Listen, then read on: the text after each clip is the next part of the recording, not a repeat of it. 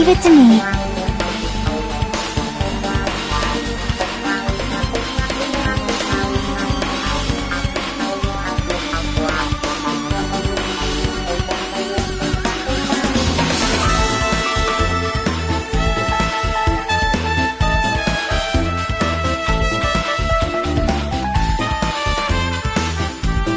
Hello there.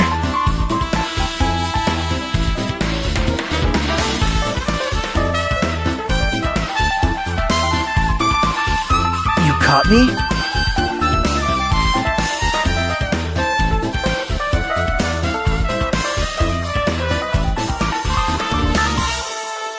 Man.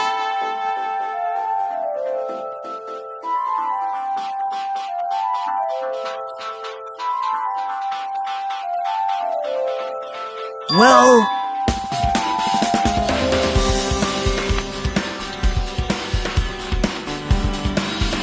You don't know?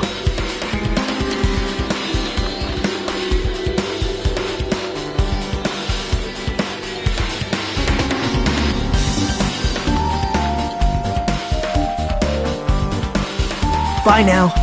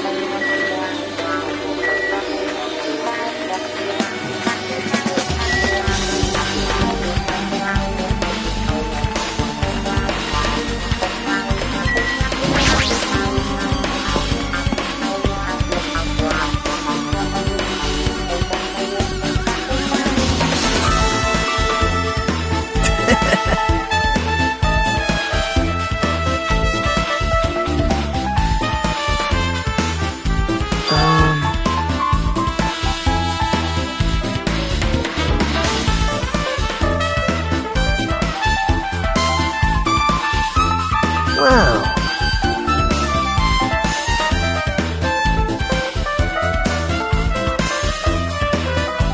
Sorry.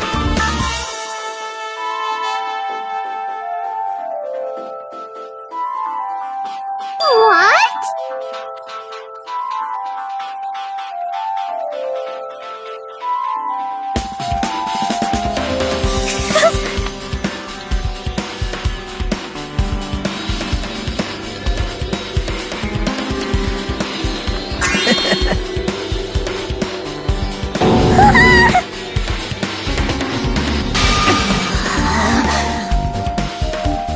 What the?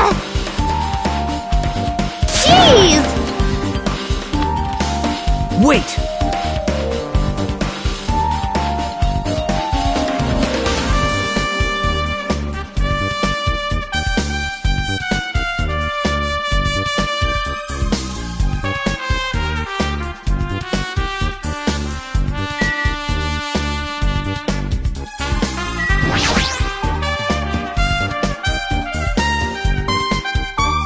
Why, you?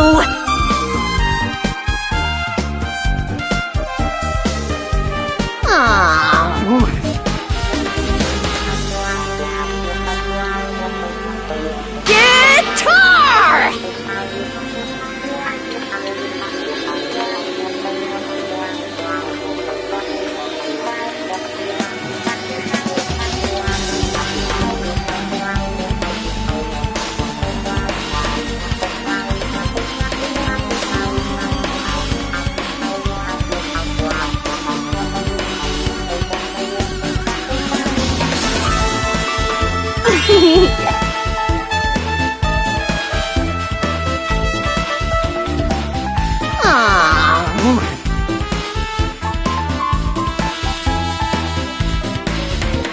Oh!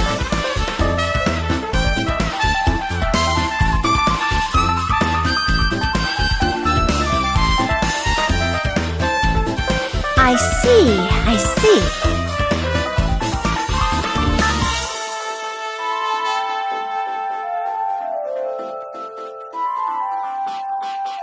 That's totally it!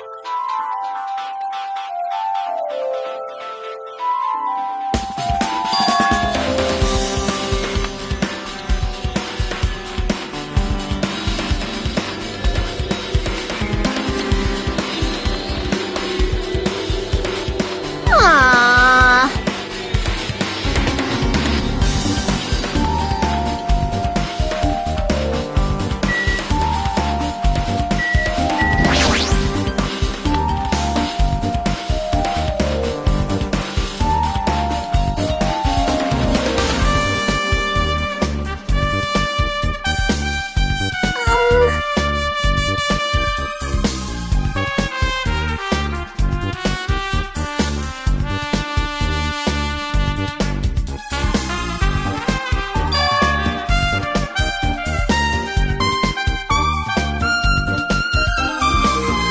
Hey.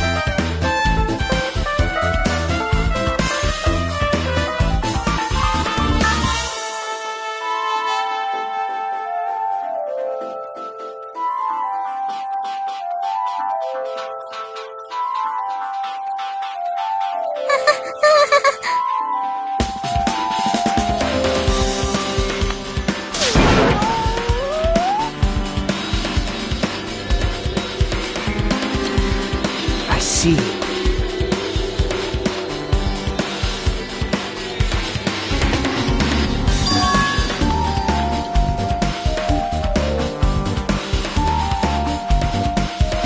You don't know?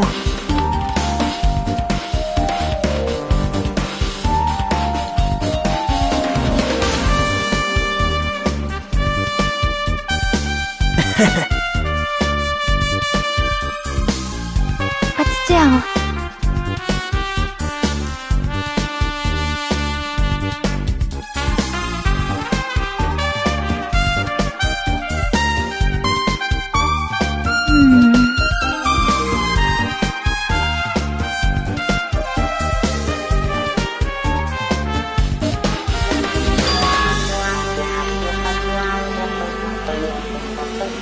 Huh?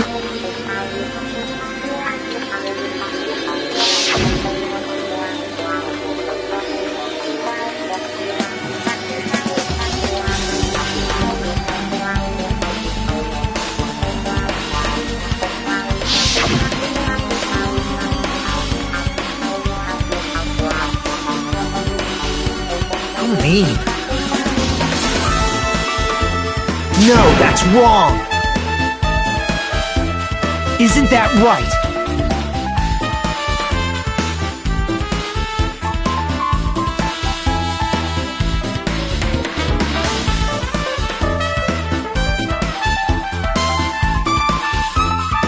It's obvious. Well...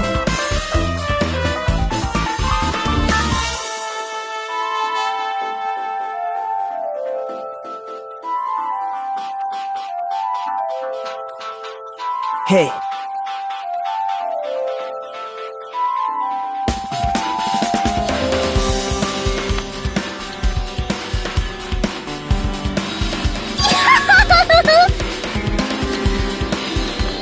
That's weird.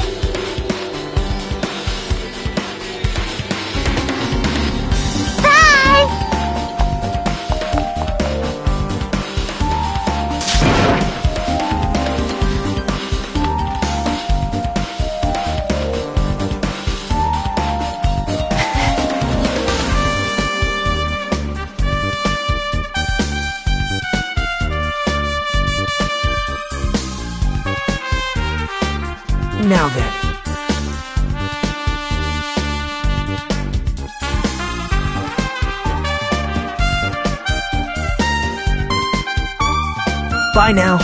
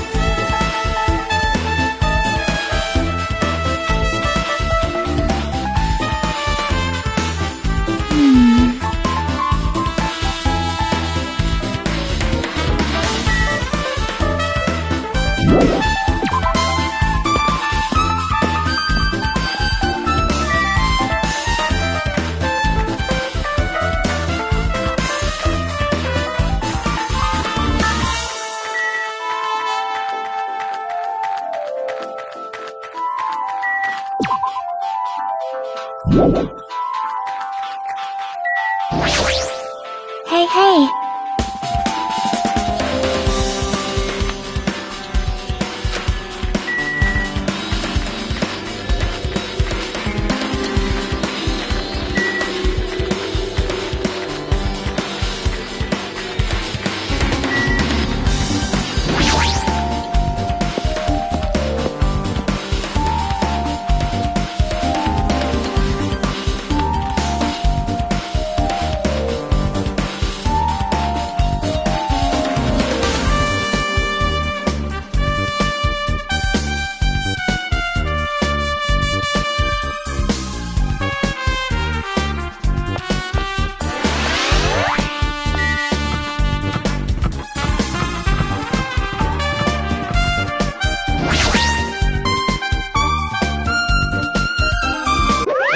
Phew!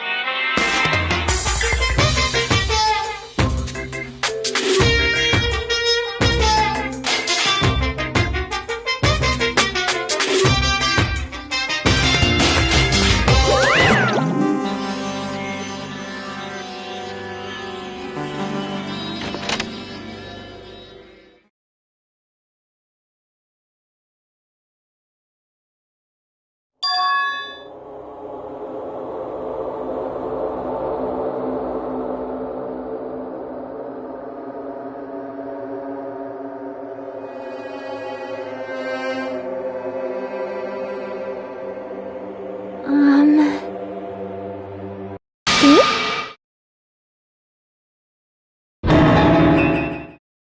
Yep.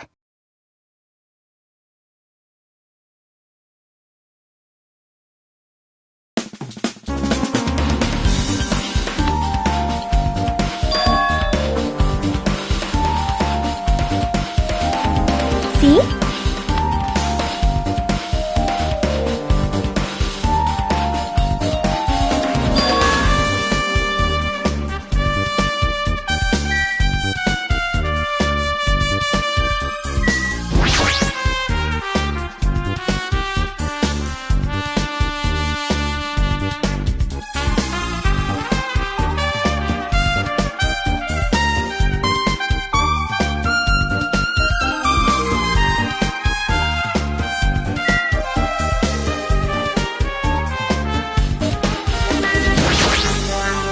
See?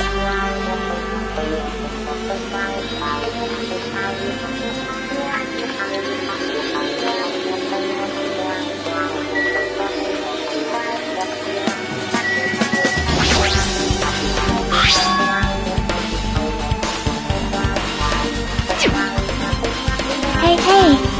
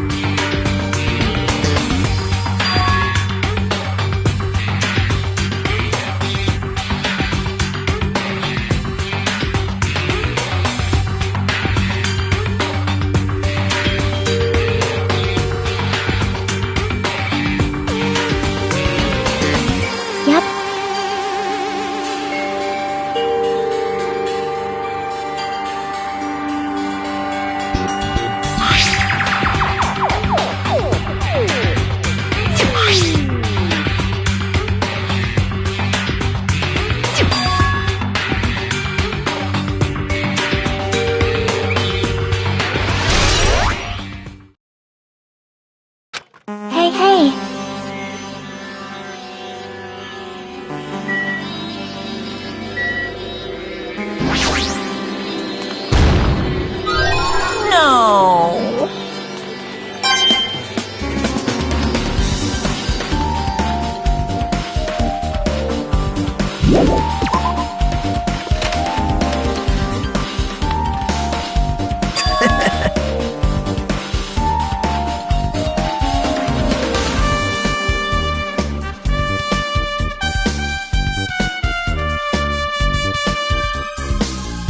Now.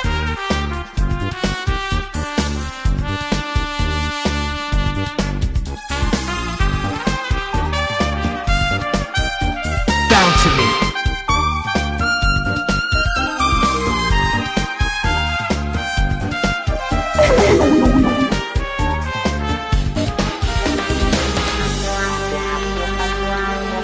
Actually...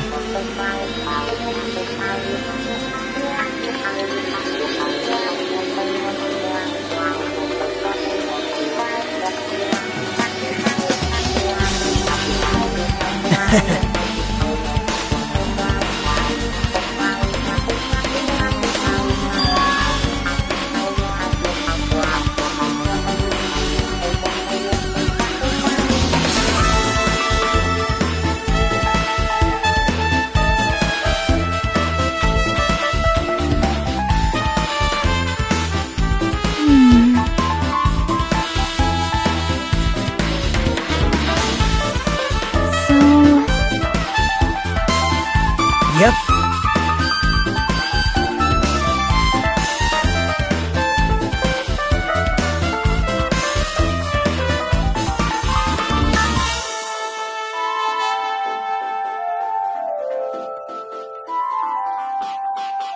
Yep.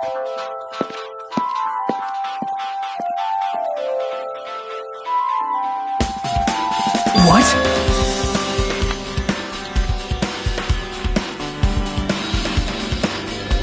Bye now.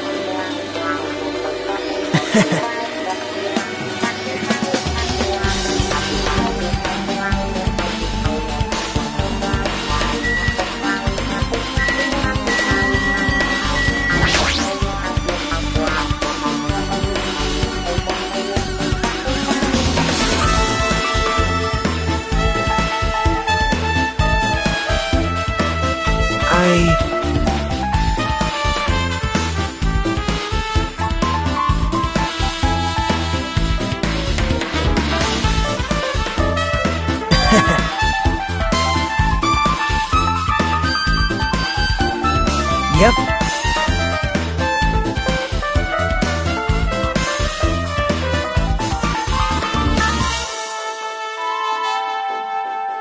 Now then.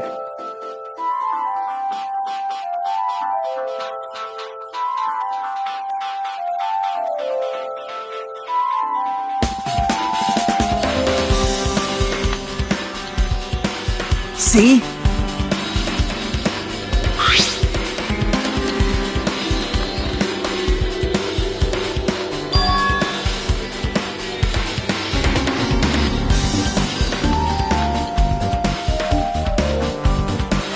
Yep.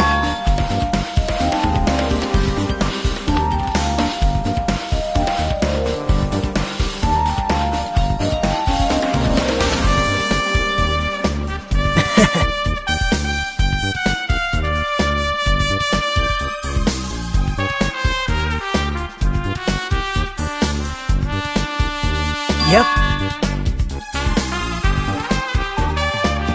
Well...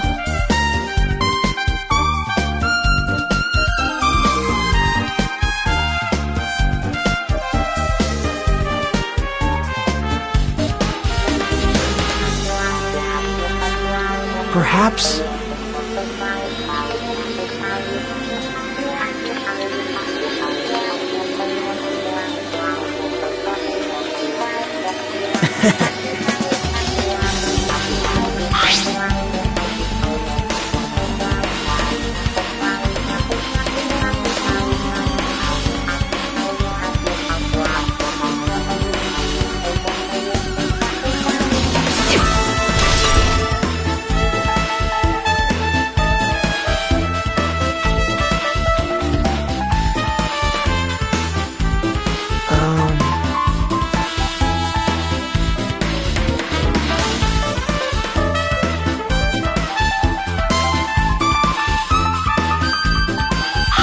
see?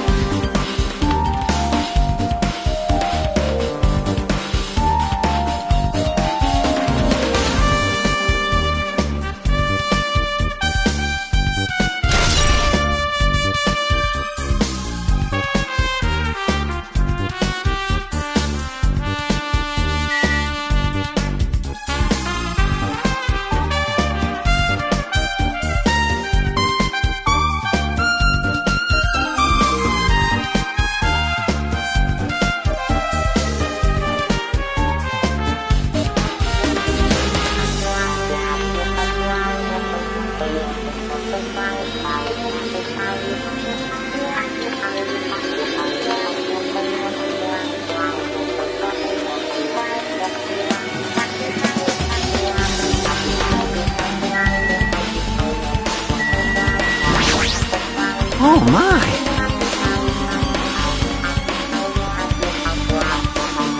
Whoa!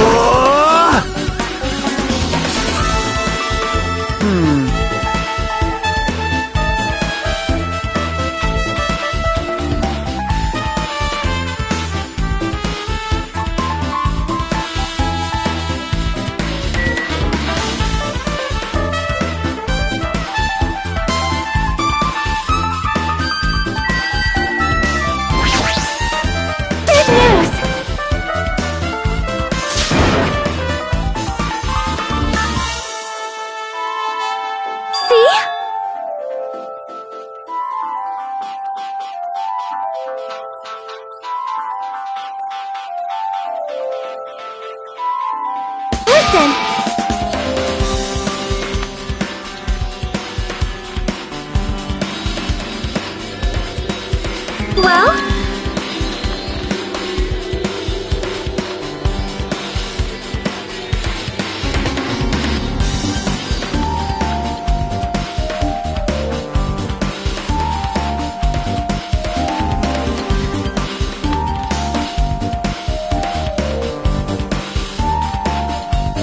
That is an order!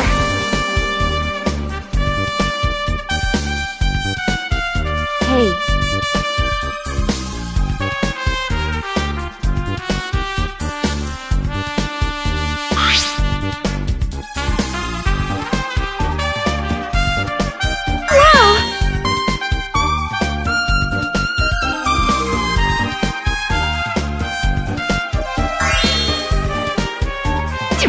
Anyway.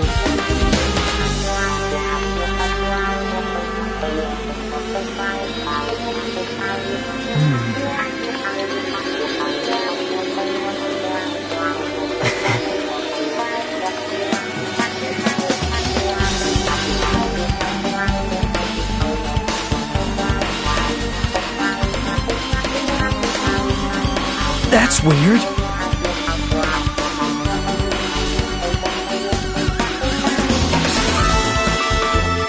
However,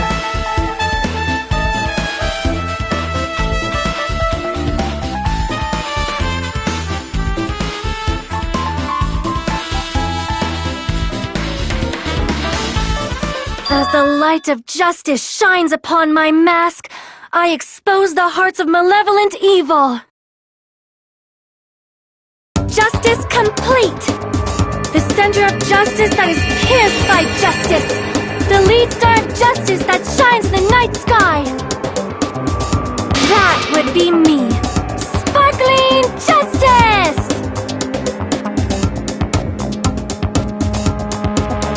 Well? What? Do you have a minute?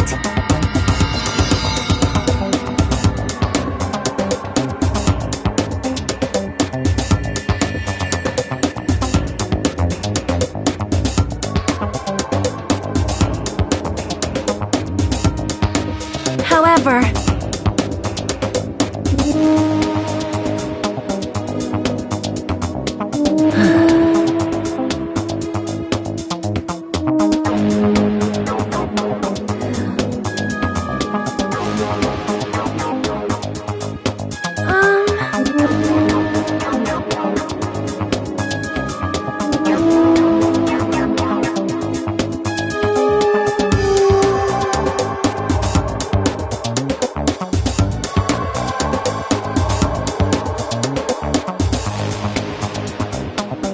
listen!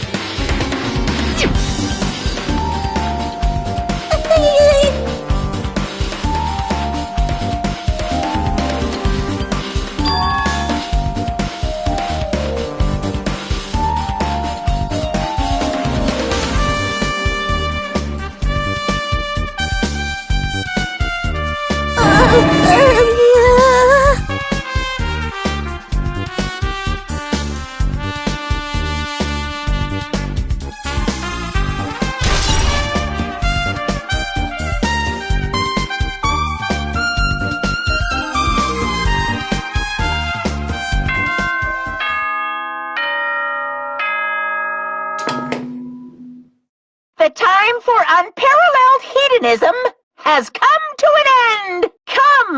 Now is the time to fight the decisive battle! The hostility of fresh blood, the insanity of a contest of wits! The class trial is finally raising its curtain! So meet up in front of Monokuma Rock! Once you're there, please proceed to the underground by taking the elevator located at the secret entrance. I'll see you soon! Now then.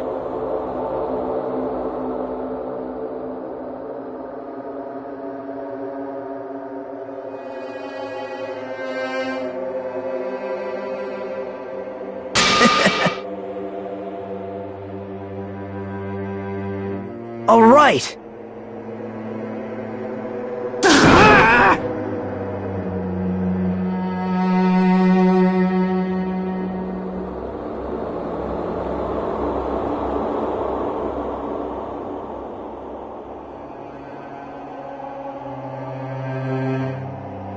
There is no escape.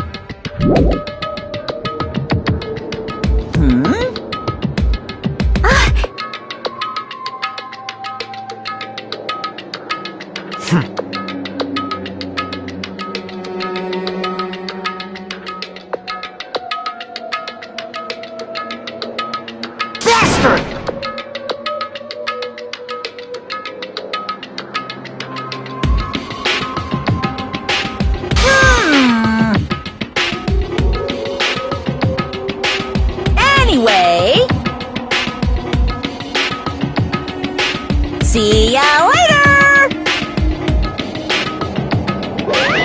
This is bad. Like,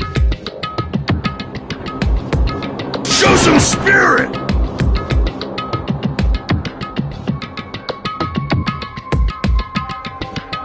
This, too, must be the will of causality.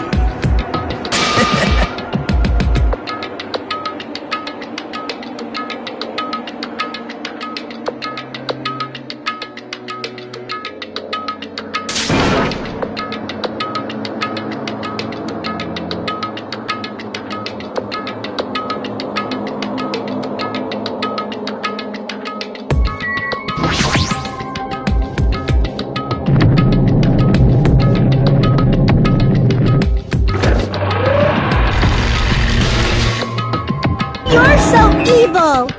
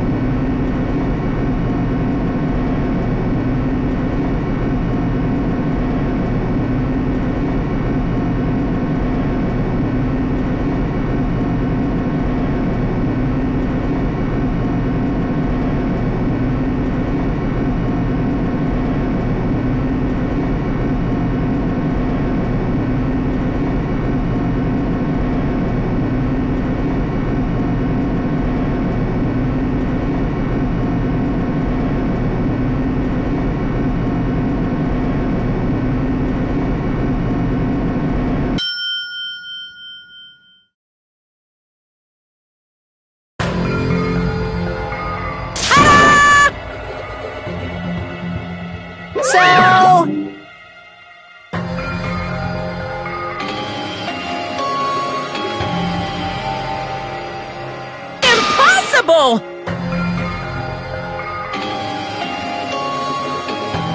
That is...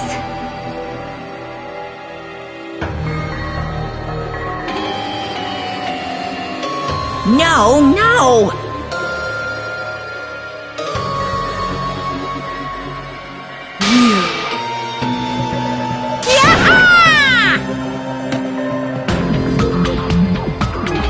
Like...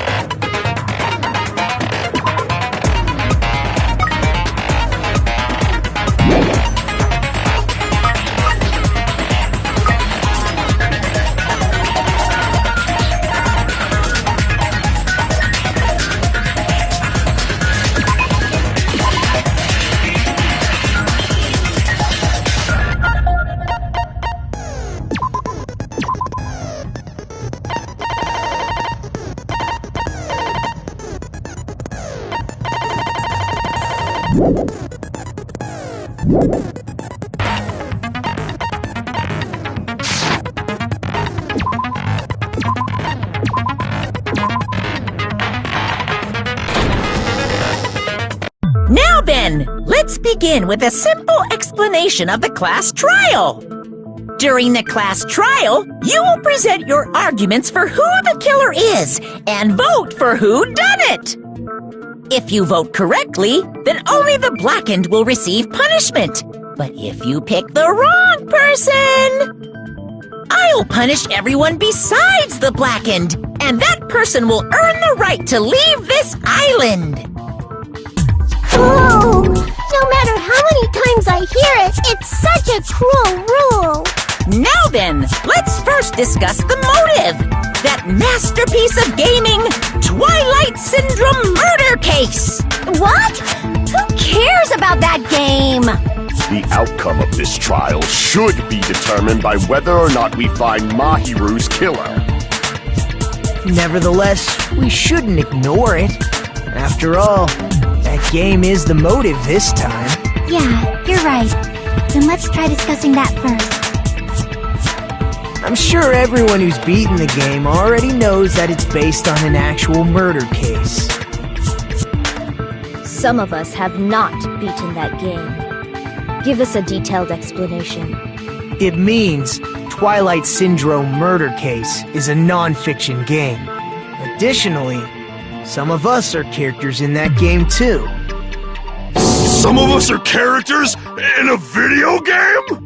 So, I think it's better if we clarify who the characters in the game are first.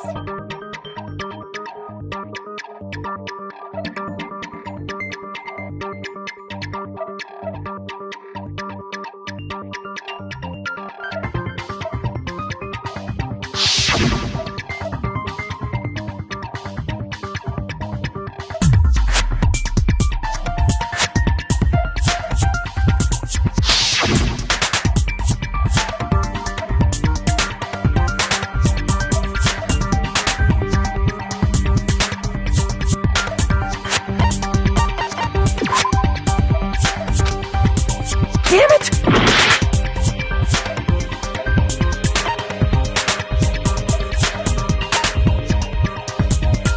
I see!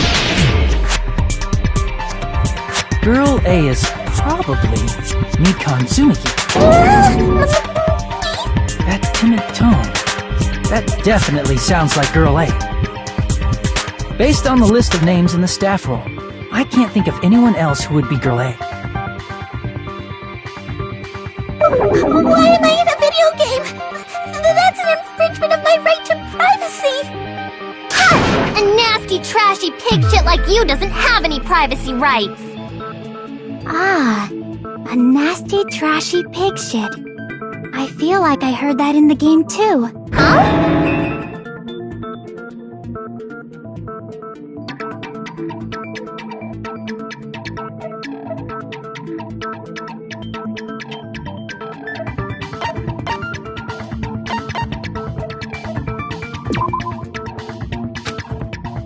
Damn it!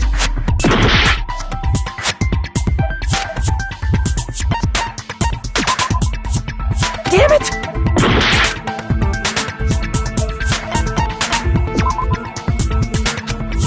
Damn it!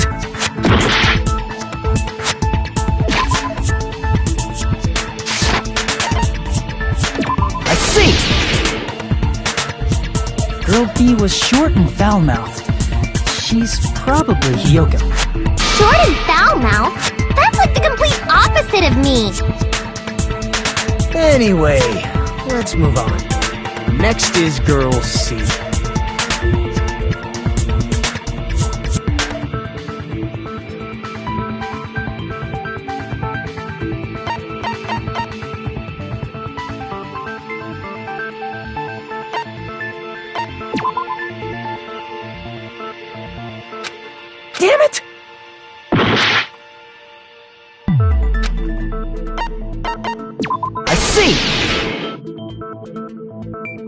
Girl C is Ibuki. Girl C? Then I'll see you next Tuesday! Let's move on to Girl D.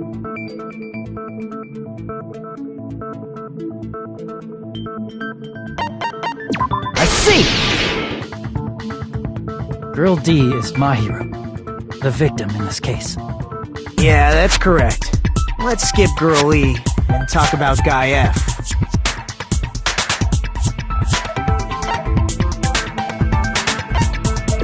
Damn it!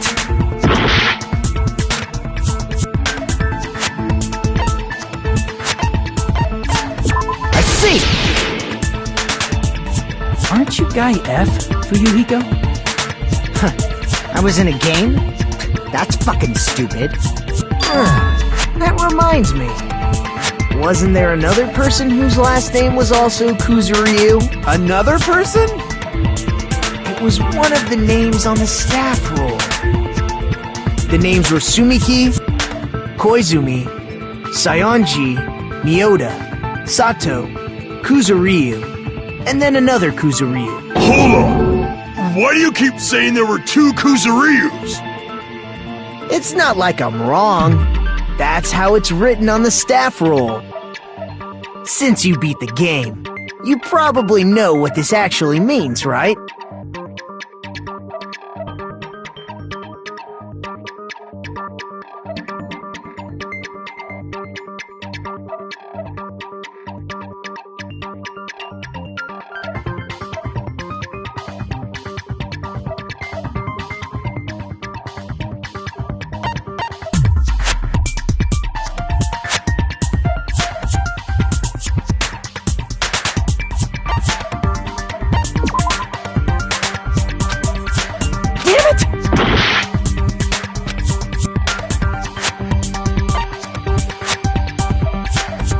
I can prove it with this! In the game, Guy F, Kuzuryu, mentions that he has a little sister. What do you mean, little sister? This is what Guy F said in the game.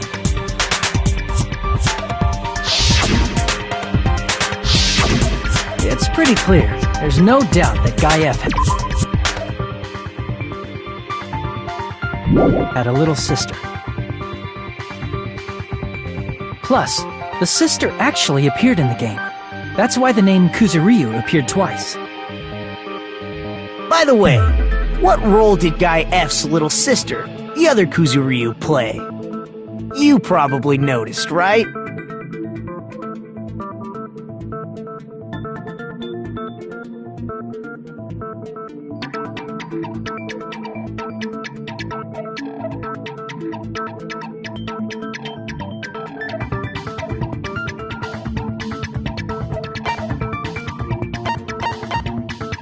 I see!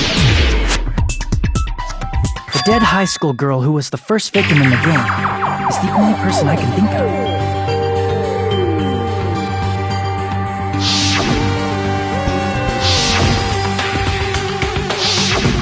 Based on Guy F's tone in the game, it's clear that Girl E is not his little sister. So if the only person left is the dead high school girl, then she must be Fuyuhiko's sister. Why do you sound so fucking happy? That's a winning personality you've got there. Winning personality? Are you praising me? I was being sarcastic, dumbass. Hey, you said the game is a work of non-fiction. That means Fuyuhiko's little sister is... Yeah, I have a little sister. Something wrong with that? It's just a fucking game. Don't go mixing up some video game with reality. It's not just a game. It's definitely based on true events. That's why it's the movie. Don't go making shit up, bastard! If she was the type to die easy, I'd have fucking killed her myself a long time ago. I mean, when I first entered Hope's Peak Academy, she was mouthing off to me as usual and sent me off. It happened just the other day. About that, You're probably thinking like that because you've lost your memories. Shut the fuck up! You be quiet! I see. So you're never gonna accept that that game is based on true events, huh? Okay, I understand your attitude toward this class trial now. Nagito, you seem to be doubting Fuyuhiko a lot. Do you suspect he's the killer? A mystery that easy would make me feel sad. It wouldn't be good enough to serve as everyone's stepping stone. That's why I'd be much happier if Fuyuhiko wasn't the killer. Okay, you're starting to act weird again. Anyway, now we've established who all the characters in the game are. Girl A is Mikan. Girl B is Hiyoko. Girl C is Ibuki. Girl D is Mahiru. Guy F is Fuyuhiko. And the first victim in the game, that dead high school girl, is Fuyuhiko's little sister. That's just a story in a fucking game.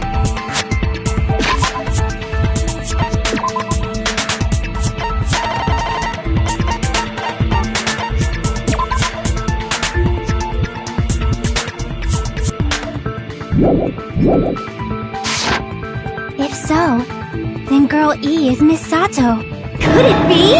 The same Miss Sato who likes white rice? I don't know what Sato you're talking about, but I don't think she's relevant to this case. Maybe it's related to Gundam's last name, since they're both really plain names.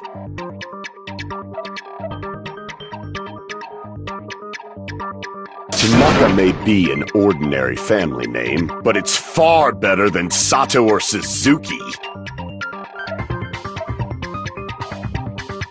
Hey, no one cares about that. Hurry up and talk about the mystery of the game. Huh? What do you mean, mystery of the game? My, you don't know. I heard that Girl E got killed. What? No way! Is that true? Getting killed is so violent, don't you know? My, such awful times we live in! Why did this happen? You guys are definitely friends. So the mystery of the game is the murder of Girl E, correct? Then let's hurry up and solve it! Let's first figure out why Girl E was killed.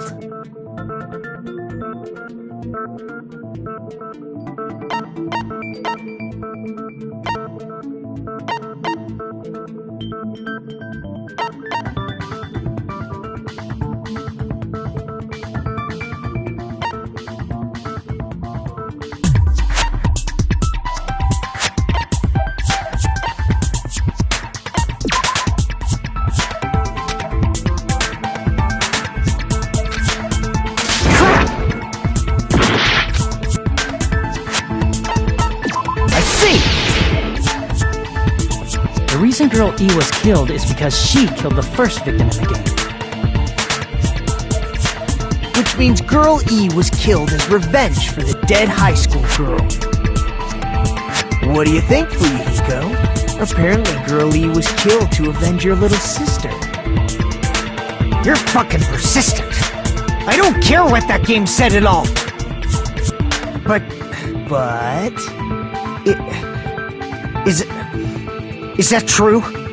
Girl E, she killed the first victim? In order to make that clear, we need to know more about the case involving the first victim's murder. It's the murder that occurred in the music room. I knew it would come up, so I prepared in advance.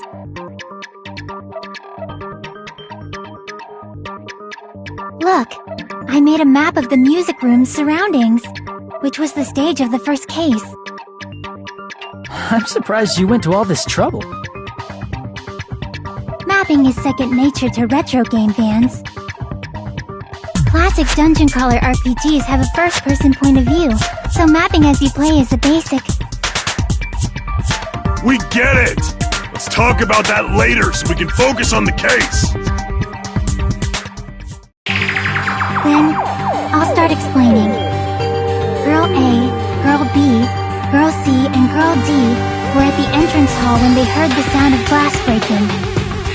Immediately, they climbed the stairs to the second floor and headed to where they heard that sound. Girl E was in front of the music room on the second floor, and she confirmed that the sound came from in there. But the door to the music room was locked. So Girl D went to get the key from the office, and when the 5 of them were finally able to go inside, they found the victim's body, dead from a blow to the head. Because the music room's window was broken, the girls thought the killer escaped through there. The sound of breaking glass that they heard at the entrance hall seemed to confirm that. Plus, Girl E's school swimsuit was stolen, so they concluded that the escaped killer was some pervert. How does that sound? Yep, an understandable explanation. Just as expected from the ultimate gamer who excels at clearing games. But it wasn't a pervert, right? Wasn't the real killer Girl E? Obviously. Girl E was waiting outside the music room for the other girls after she killed the first victim. Did she lock the music room from the outside? Then she would have totally needed the key from the office. Which means Girl E was hiding that key. You can assume she used it to lock the music room after she left it. But Girl D was the one who went to the office to get the key to the music room, right? By the way, since it was never mentioned in the game, we can exclude the possibility of there being a spare key. You can lock the music room from the inside, right? So from there, Girl E broke the window and escaped, and sprinted to the front of the music room as fast as she could before the others arrived. She would have passed by the entrance hall where the other girls were waiting if she tried to do that. Then, forget this! It's not cute to see an old guy sulk. Hey, is Girl E really the killer? We haven't reached an answer yet.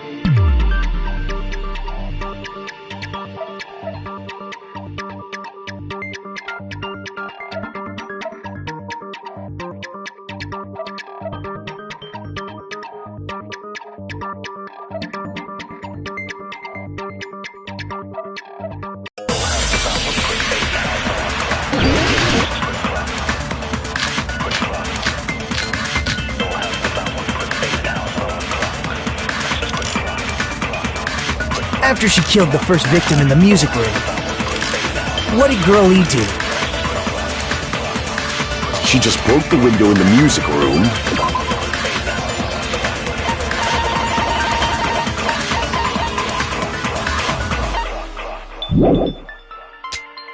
and escaped outside.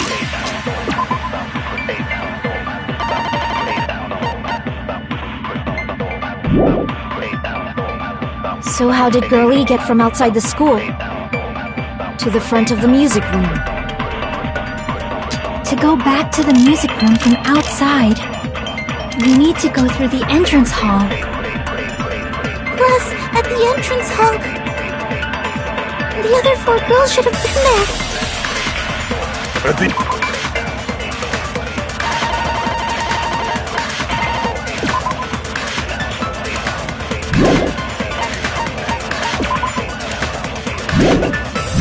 the entrance hall, the girls heard the sound of the window shattering.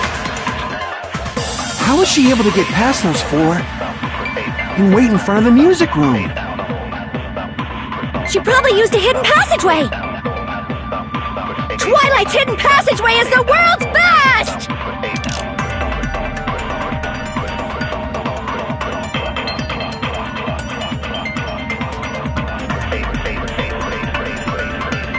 After she killed the first victim in the music room, what did Girl E do? She just broke the window in the music room and escaped outside. So how did Girl E get from outside the school To the front of the music room. To go back to the music room from outside, you need to go through the entrance hall. Plus, at the entrance hall, the other 4 girls should have been there. At the entrance hall, the girls heard the sound of the window shattering. How was she able to get past those 4 and wait in front of the music room? She probably used a hidden passageway!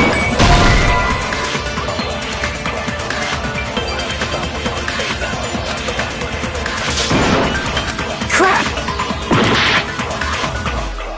After she killed the first victim in the music room, what did Girl E do? She just broke the window in the music room and escaped outside. So how did Girl E get from outside the school to the front of the music room? To go back to the music room from outside, you need to go through the entrance hall. Plus, at the entrance hall, the other 4 girls should have been there. At the entrance hall, the girls heard the sound of the window shattering. How was she able to get past and wait in front of the music? She probably used a hidden passageway as the world. After she killed the first, what did Girl E do? She just broke the window and escaped out. So how did Girl E get from to the front of the music room? To go back to the... you need to go through... Plus, at the other 4 girls... At the entrance hall, the girl heard the sound of the window shattering. No, that's wrong!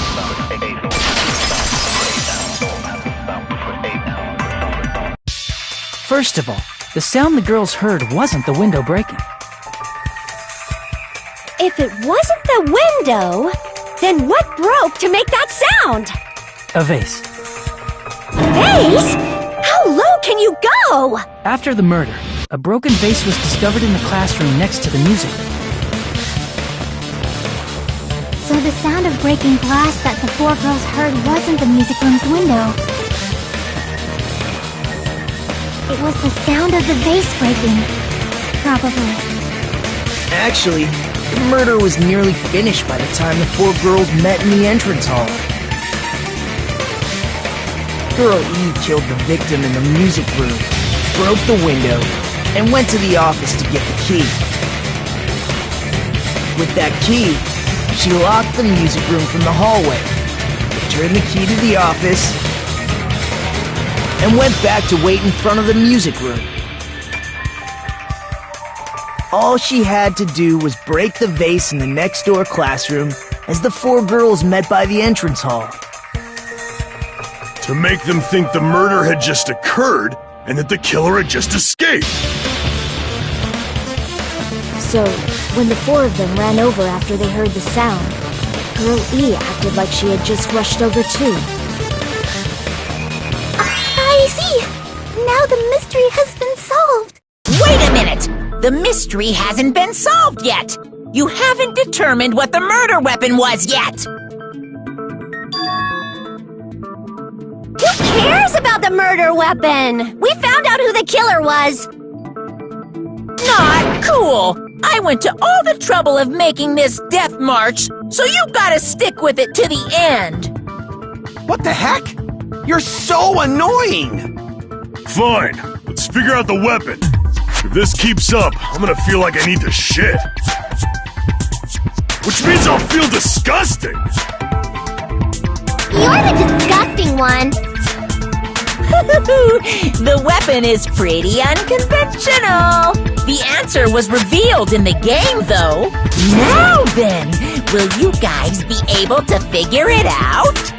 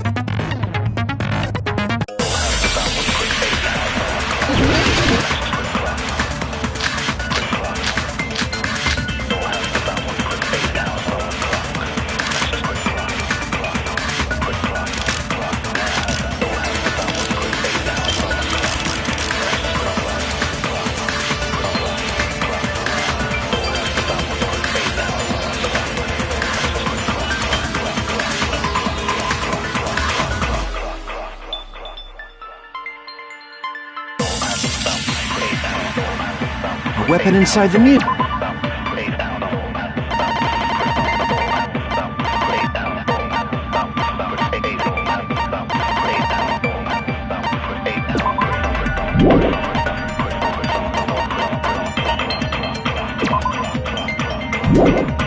Music room, huh?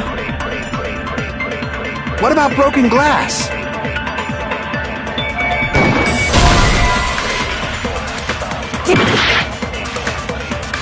A weapon inside the music room, huh? What about broken glass? Isn't the cause of death a blow to the head? Then she attacked her with the fish tank. Damn it! A weapon inside the music room, huh? What about broken glass? Isn't the cause of death a blow to the head? Then she attacked her with the fish tank. That's too big to be a weapon. Then the piano. Why are you going even bigger? The investigation conducts universal chaos. It's on that big a scale, too? How about beating her with gravel instead? If it's a weapon that was used to beat them to death, it should have had blood stains. Was there a weapon with bloodstains on it? She beat her to death with her fists!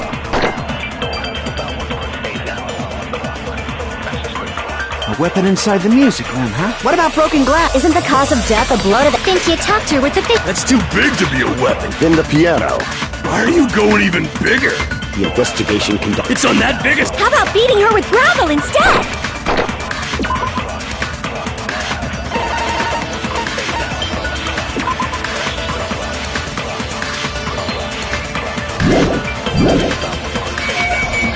If it's a weapon that was used to beat them to death, it should have had... Was there a weapon with... She beat her to death with her fists! A weapon inside the... What about broken glass? Isn't the cause of death? Then she attacked her with... That's too big to... Then the piano. Why are you going The investigation... It's on that biggest... How about beating her with gravel instead?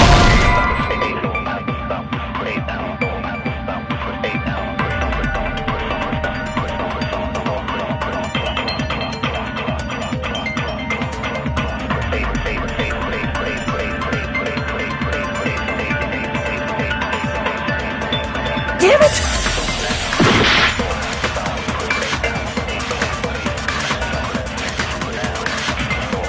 A weapon inside the music room, huh?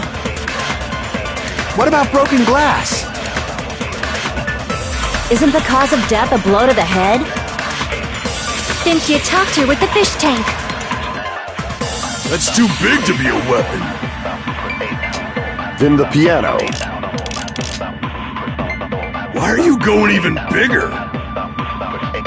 The investigation conducts universal... It's on that biggest... How about beating her with gravel instead? I agree with that.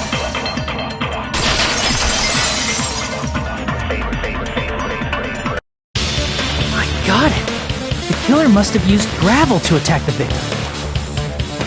My goodness. I got it right. And I was just throwing things out there. Just as I thought! I'm chosen by the gods! You're not chosen at all! And gravel is impossible! It's too small to be a weapon! What if the gravel was put inside some sort of bag? If the weapon is something that appeared in the game, then so is the bag. And the only thing I can think of is the school swimsuit. If you tie the swimsuit like a bag and stuff it full of gravel, it'd make an effective weapon. Gravel inside the swimsuit? Even the ace attorney would be astonished by such a fantastic idea! But for the killer, it's an idea that kills two birds with one stone. To make people think the killer is some pervert, it makes sense for a school swimsuit to be stolen. And if that swimsuit was used to make an improvised weapon, it has to be disposed of later. How about it, Monokuma? Are you satisfied now? This happiness you feel when the mystery you create is solved. Only producers know this feeling of ecstasy. But the real important talk begins now. Girl E had someone who can be called an accomplice. That person was actually Girl D. Girl D. You're talking about Mahiru, right? Huh? Mahiru is the accomplice? What is this? What does that mean? The piece of face that became an important clue in the music room murder. Girl D got rid of it.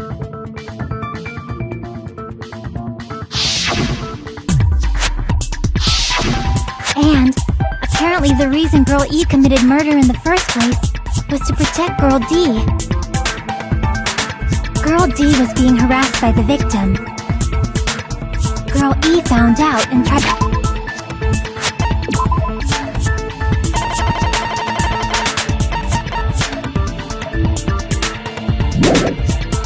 stop it, and they ended up getting into an argument. And she felt a rush of anger and ended up killing her.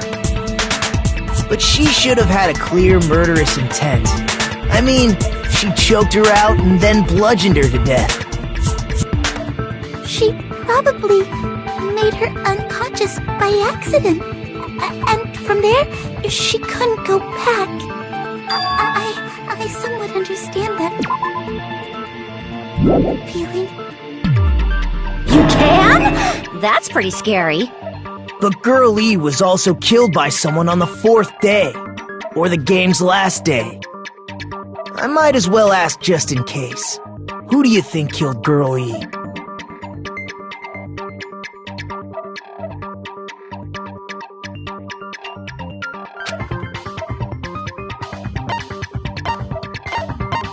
I see! It should have been Guy F.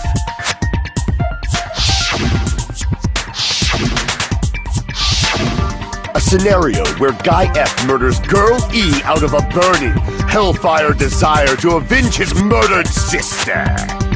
But Guy F is... What? It's just a story in a video game, isn't it? That's all you can say. If that game is telling the truth, it'd be a huge problem for you. Hey, clear this up for me. Those of you who appeared as characters in the game, do you remember this incident? That is... I'm terribly sorry, but... They don't remember. That's obvious. Because their school memories were, like, totally stolen. Even if I don't remember, I already know. It's obvious that guy is the killer. No one would kill a nice person like Mahiru besides a piece of shit menace to society like Fuyuhiko. Girl E and Mahiru were killed by that guy! You sure do talk a lot of shit. Well, I'm used to it by now. But does Mahiru's murder have anything to do with that game? Perhaps the two are unrelated.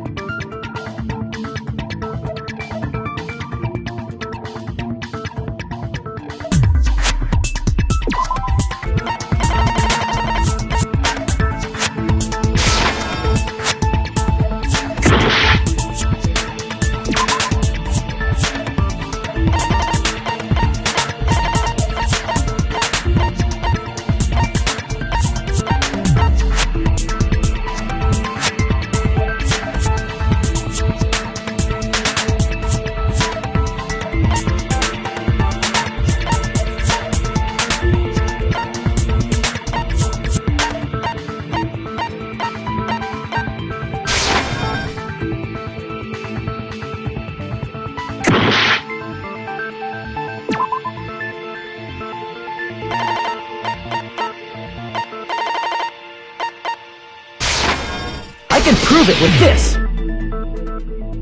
I'm not sure the two events are unrelated. At the very least, the killer has definitely played the game. As proof, Mahiru, who was killed in the beach house, and Girl E, who was killed in the game, were both killed by a blow to the head with a metal bat.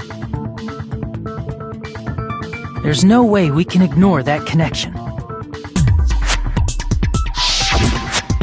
Someone must have wanted to split her head open the exact same way they avenged the first victim.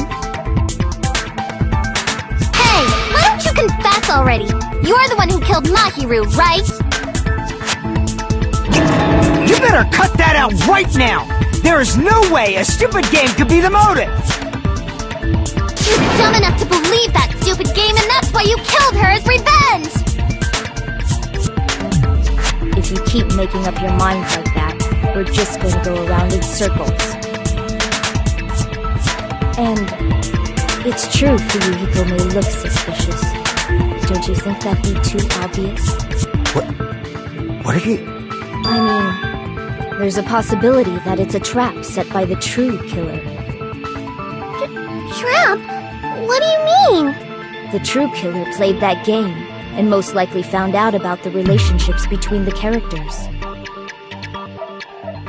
That person could be using that knowledge to try to set up Fuyuhiko. Are you saying that a completely different killer murdered Mahiru and used the game motive as their cover? Isn't that what happened, Hiyoko? Huh? Don't you understand? I'm saying you might be the true killer. What is this? Like, I can only laugh. What are you even saying, you nasty toilet-clogging bitch?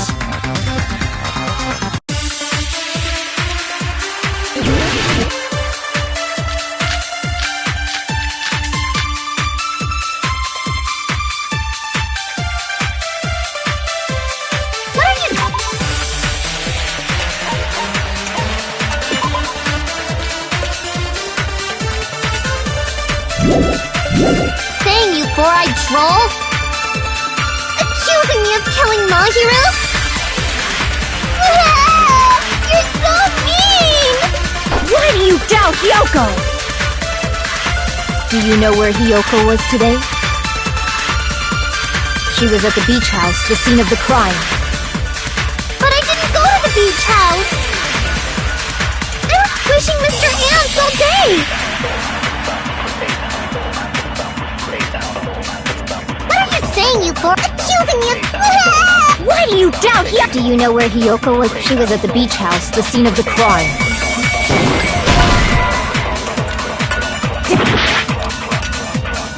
What are you saying, you four-eyed troll?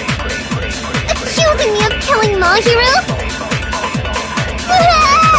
You're so mean! Why do you doubt? Do you know where Hiyoko? She was at the beach house. But I didn't go to the beach house! I was squishing Mr. Ants all day! What are you saying? Accusing me of... Why do you doubt? Do you know where Hiyoko was today? She was at the beach house, the scene... But I didn't go to the beach house! No, that's wrong!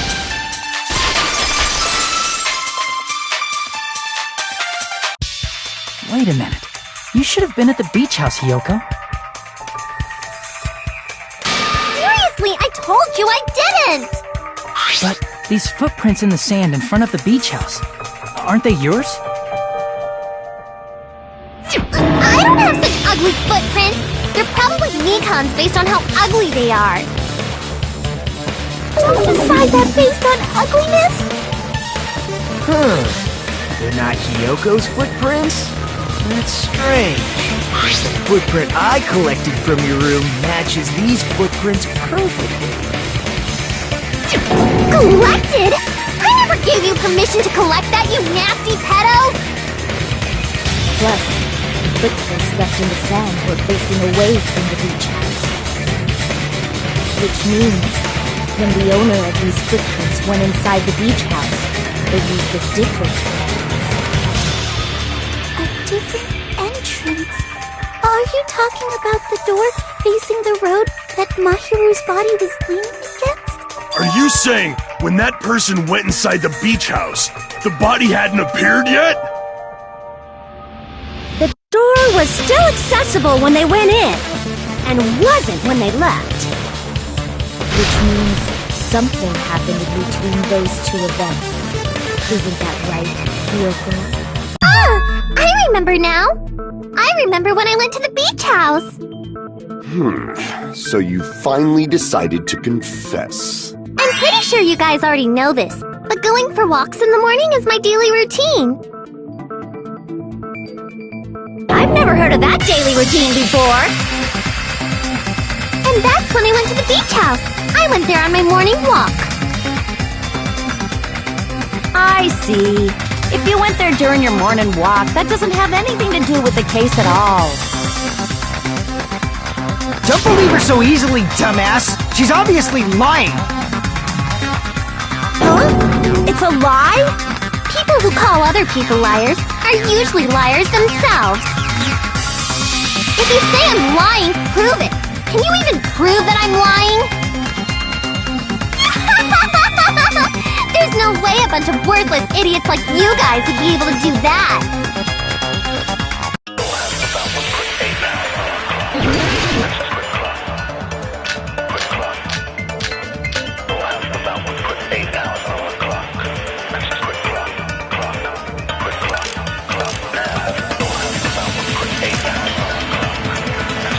I did go to the beach house, but only during my morning walk. I didn't go any other time. Then you didn't meet up with Mahiru at the beach house? Obviously not. Saying I met up with her when I never even saw her?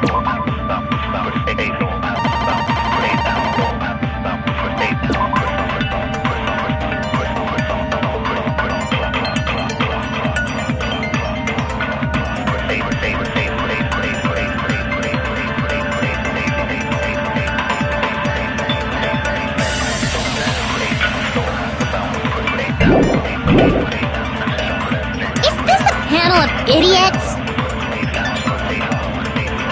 I did go to the but only during my morning walk!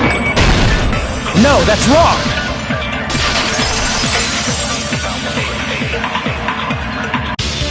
Only during your morning walk, huh?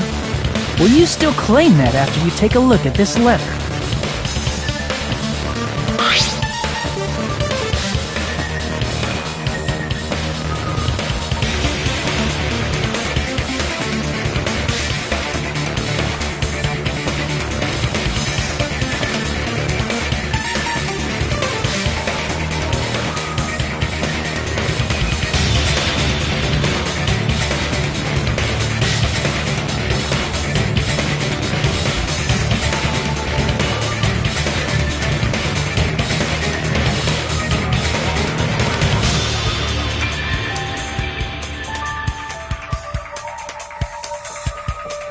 That letter!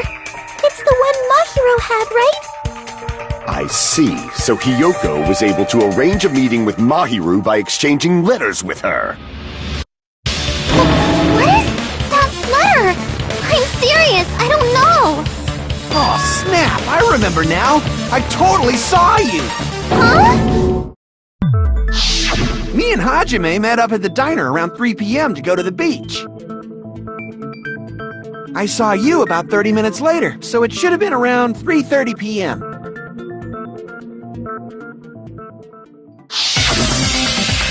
See. So if she met Mahiru at 2:30 p.m., killed her, then ran away afterward, I think 3:30 p.m. is a reasonable time for you to have witnessed Hiyoko. You're wrong! You're totally wrong!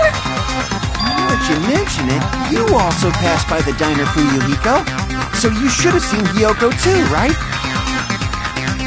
No, I didn't. It's just a coincidence that I passed by the diner. I wasn't even paying attention to the beach house. I went straight back to my cottage after I saw you guys. I didn't see anyone during that time. For some reason, that sounds suspicious too. It's the truth. Deal with it. Just leave him alone. It'd be a waste of time to question him any further. Anyway, that letter in Kazuichi's testimony says it all. You were meeting up with Mahiru at the beach house. Seriously? I don't know! I didn't even write that letter! I'm telling the truth! I really don't know!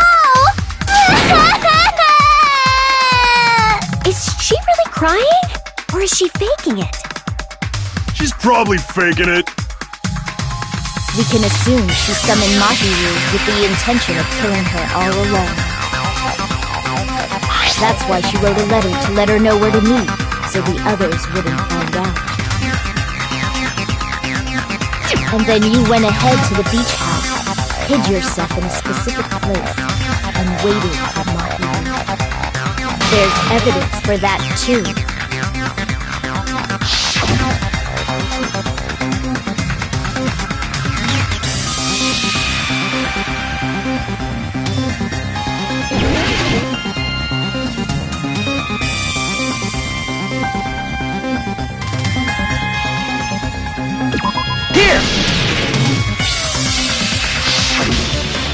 The place where Hiyoko was hiding. Are you talking about the closet? Yes, that's right. The gummy candy we found on the floor is the evidence. Hiyoko, your favorite candy is gummies, correct? What's a gummy? I've never eaten something like that before. I have captured the true character of this mystery. Hiyoko, who summoned Mahiru to the beach house, hid inside the closet like a familiar. When she saw her chance, she attacked her like an evil spirit and left the beach house like a swift wind. But Hiyoko miscalculated that Mahiru's body would be blocking the door at that time. Because of that, she was only able to leave from the beachside door and ended up leaving her footprints. We have presented the proof! My 4 dark devas of destruction didn't even need to come out! It's a trap! This is obviously someone's trap!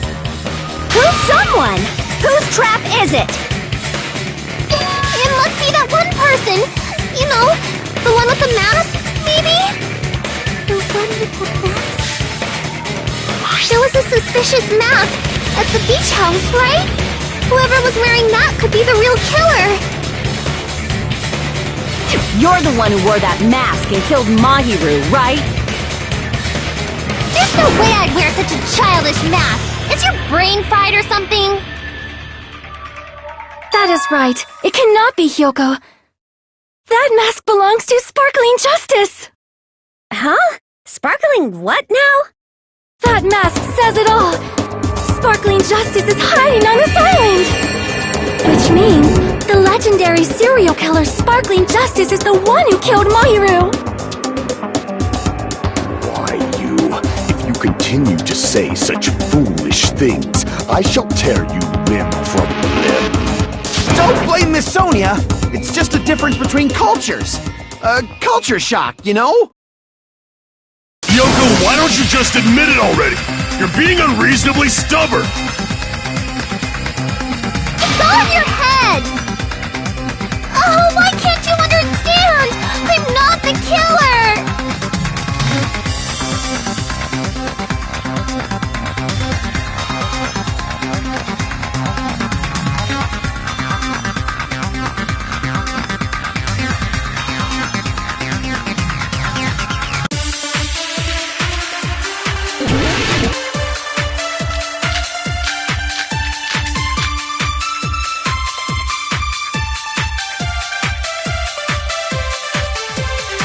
I shall render my verdict upon this mystery's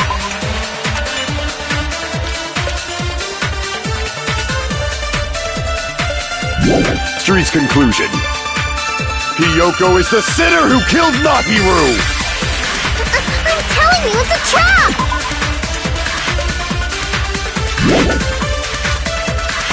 There's no doubt!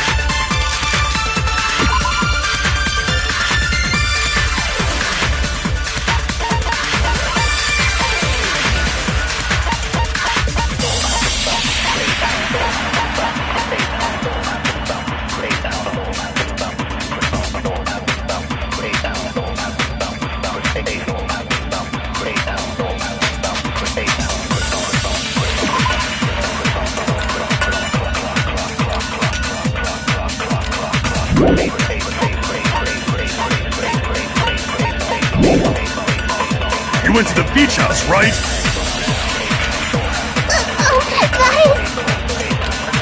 And weren't you also hiding in the closet? So that's when you dropped the gummy! No, that's wrong!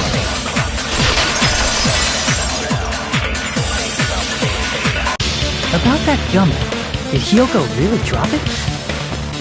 The only one childish enough to eat gummies is that midget over there. You're a midget too, you know. You're the one who worries about never getting taller. It's true Hyoko likes to eat gummies, but she only eats a specific brand.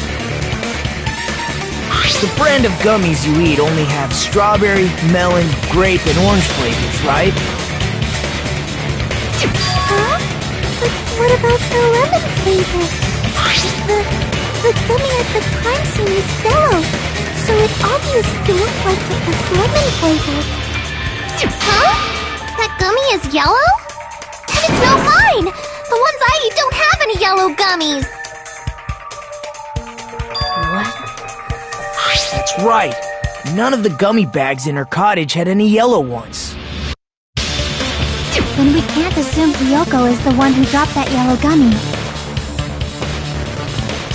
See? Didn't I tell you? It's definitely a trap! Damn it! Who would set a trap like this? I'll get my revenge! I'm gonna bop you on the head with all my might! Hold on, you little bitch! You think you're in the clear just because of a little gummy?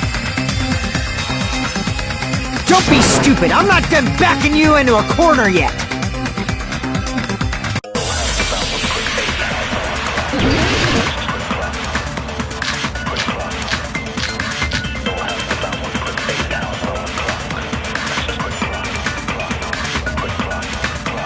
We're not done with Hyoko yet! There's still a huge piece of evidence left! You're talking about the footprints near the beach house, right? It's true, that's an important piece of evidence. And we can thank Mahiru for it! What does that mean? Mahiru used her last ounce of strength and... No, that's wrong!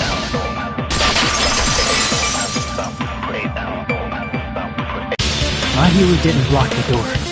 Her death was instant. Instant death? According to my autopsy, yes, there's no doubt that Mahiru died instantly.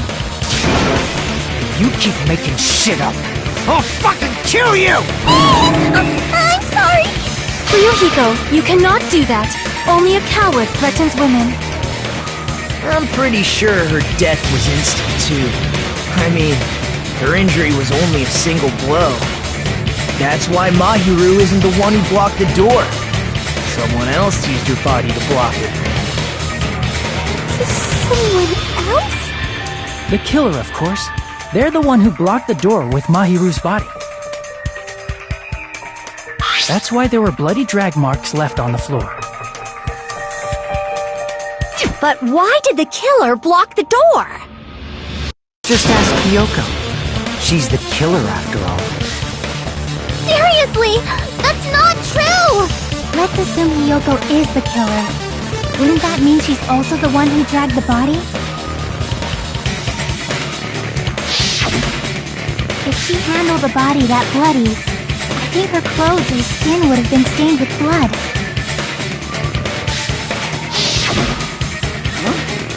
But when I saw her, she was clean. See? I told you I wasn't the killer! Yay! With this, my innocence has been proven! I won't let you look down on me! We haven't decided that yet! Hey, Fuyuhiko, why do you keep insisting that Hyoko is the killer? Shut up! I'm telling you, she's the killer! That little bitch is definitely the killer!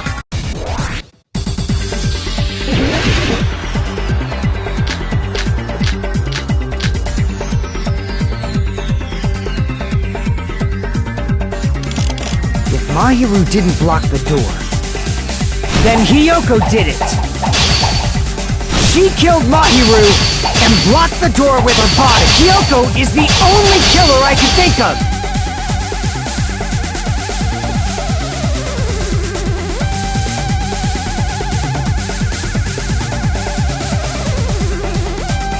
If Mahiru didn't block it, then Hiyoko did it. She killed Mahiru and blocked the door with her body. Hiyoko is the only killer I can think of. If Hiyoko moved the body, then she should be covered in blood. So what, dumbass? There's a shower room after she moved the body. She just washed the fact that Hiyoko was at the can be proven by the footprints in the sand. Crap! So what, dumbass? There's a shower room inside the beach house. After she moved the body, she just washed it off in the shower. Allow me to cut through those words. Now, washing it off in the shower is impossible, because the shower in the beach house was out of order. Out of order? I'm terribly sorry. I haven't had any time to actually repair it. Then maybe she took her clothes off to move the body, and when she was done, she put them back on. Are you saying I did something that perverted?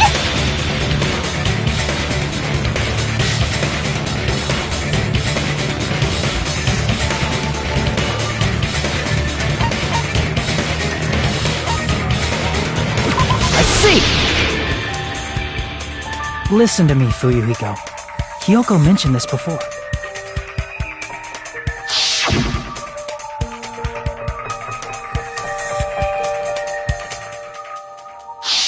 Which means Hiyoko can't change by herself. It's impossible for her to put on and take off her clothes. What?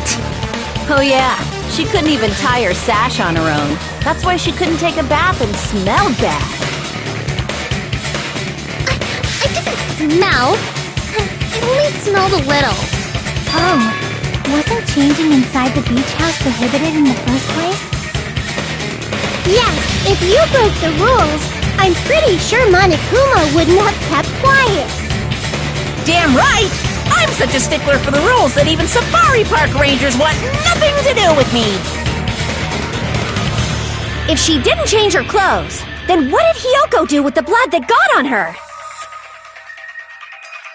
Like I've been saying, the blood wasn't on me in the first place, because I never touched Mahiro's body! Hey, if you think about it the other way around, does that mean whoever was covered in blood is suspicious?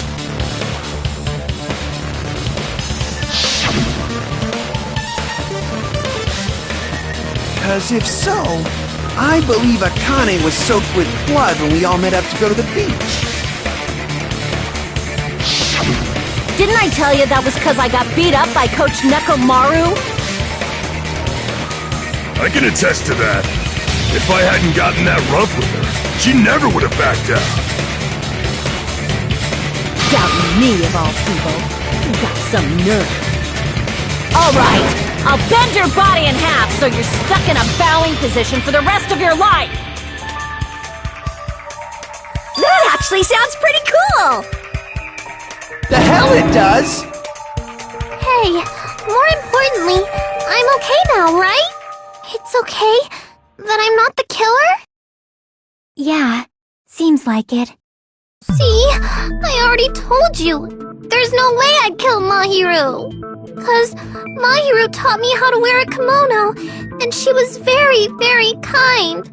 There's no way I would kill a nice person like her! Why wouldn't you believe me earlier? You guys are stupid!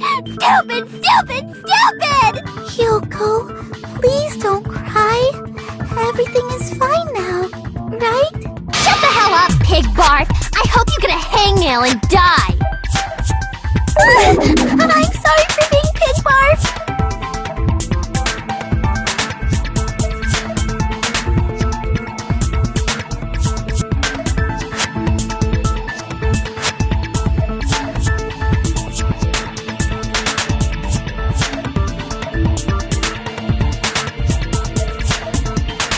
Hey, Hiyoko. Now that our suspicions have been addressed, can you tell us the truth? Huh? Even though you're not the killer, you still went to the beach house, right? Like I said, it was a trap! Yeah, I got that already, so... Can you give us the details about that trap? I would like to know too. It might lead to some kind of clue. Fine. You want me to talk, huh? Earlier this morning, Mahiru was the one who came up to me. She asked if we could meet up later. Huh? But didn't you say earlier...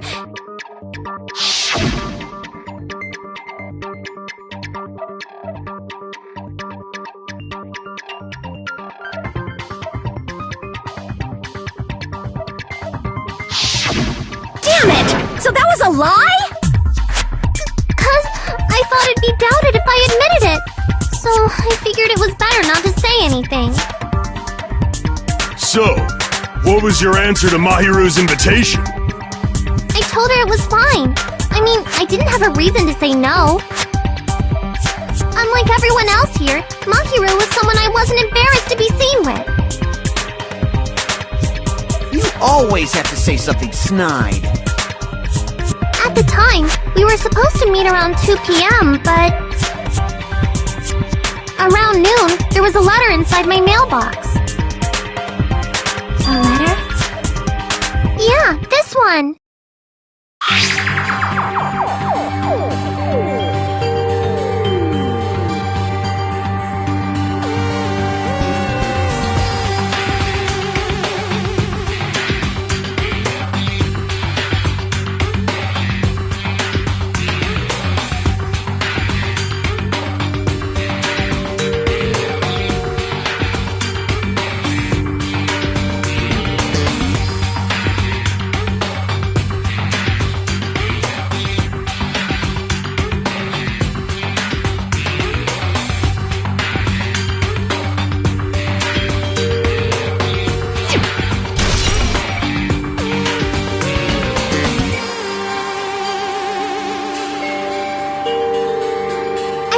Letter and went to the beach house at that time.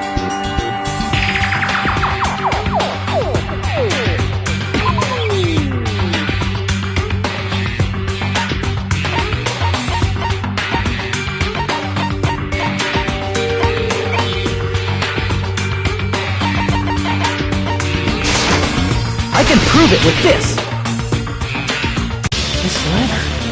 Doesn't it look like its contents are different from the letter Mahiru had?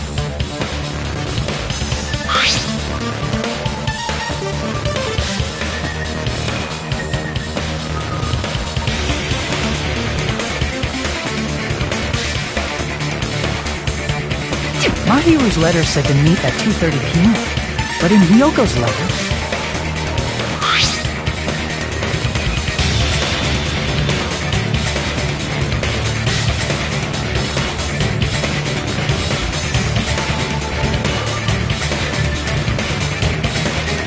Whoa! The meeting times are off! It's also strange that both letters wanted to change their meeting spot to the beach house.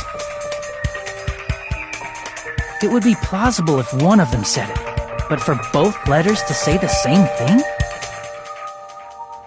Hiyoko, since you wrote it, what do you think? Like I said, I never wrote the letter. How many times do I have to tell you?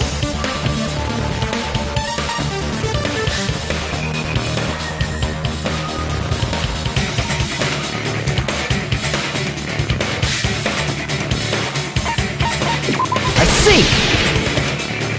The killer must have forged both letters.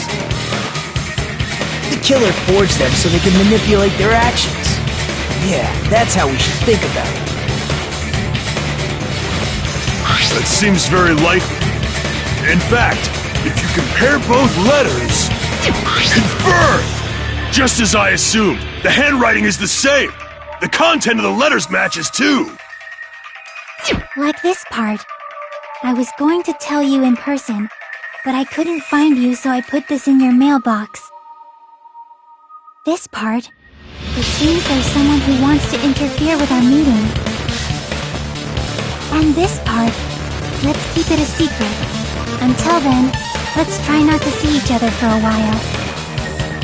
The killer forged both of those letters! In doing so, they were able to control Hiyoko and Mahiru to do their bidding, like a netherworld puppeteer. So they completely tricked me. And then Mahiru's killer! How mean!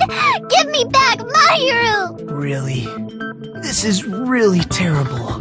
I've offered to help so many times. But the killer this time didn't discuss their plan with me at all. It's all my fault. I'm so ashamed of being unreliable. Here we go again. Once we let our guard down, this happens. We can just lightly punch him to death later.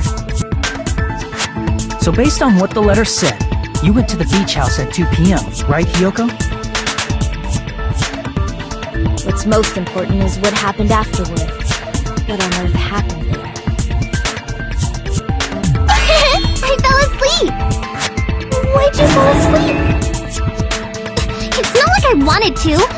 I think I was forced to get a whiff of some kind of medicine or something. Medicine? That medicine... Could it be? Did they get it from the drugstore? I thought that place seemed unsafe. They even have prescription medicines laying out in the open.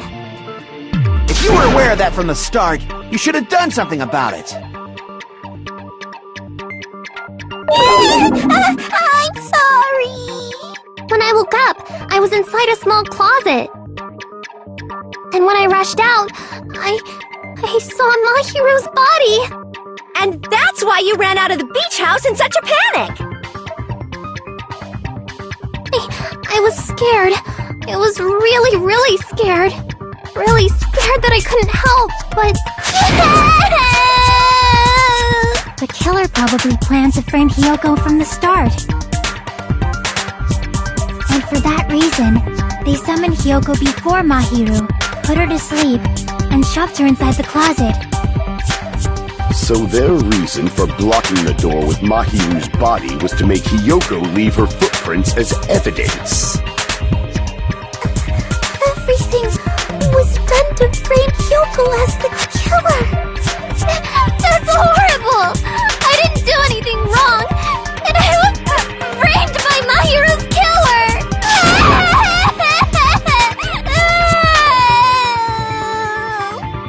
Hiyoko, please do not cry. We believe you. Is it really okay to believe her so easily? She might be faking those tears, you know. This'll never end if you keep being so suspicious.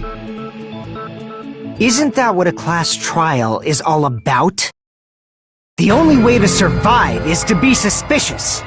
This is where we go to thoroughly doubt each other. So if you believe in each other so easily, then there's definitely something wrong with you. You're wrong, Fuyuhiko. We aren't supposed to doubt each other here. We're supposed to work together. The class trial is where we cooperate with each other, work hard, and aim for victory. The killer and everyone else. Two hopes attempting to grasp the one true hope. Two hopes clashing with each other is poetry in motion. That is what a class trial should be. Seriously, which side are you on? I'm on the side of the absolute hope that can overcome any despair. And I believe that absolute hope exists at the point where two hopes clash. Your stance is neither white nor black, but gray. And you do not yearn for your life, or even for victory. Jeez, I wish he'd just side with the enemy already so I can believe what he's saying! Let's stop. Believing every little thing Nagito says is a waste of time. Yeah, we need to figure out who Mahiru's killer is. There should be a new clue contained in what Hiyoko has told us. So, let us believe Hyoko's words and discuss it once again with everyone. The debate proceeds when you assume you can believe each other. Good job! That's the right way! That's the splendid power of teamwork! Hey! What do you think of that, Monokuma? I'm not gonna let you have the outcome you want!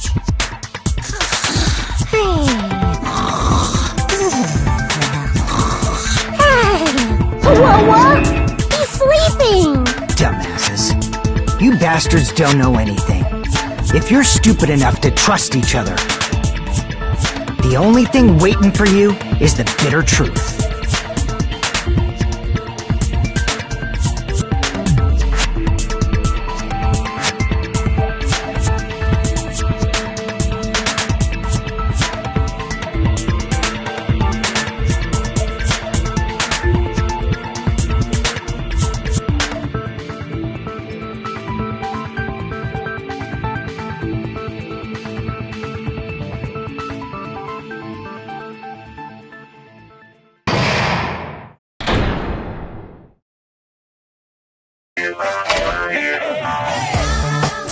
Well now.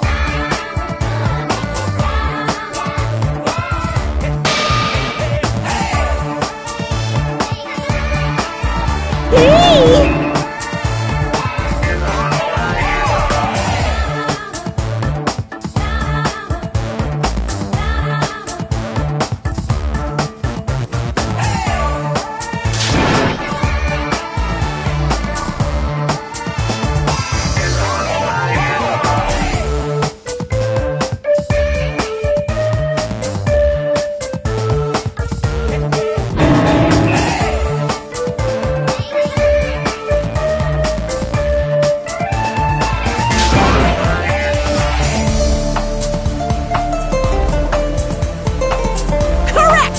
You say Nanu in German when you're surprised.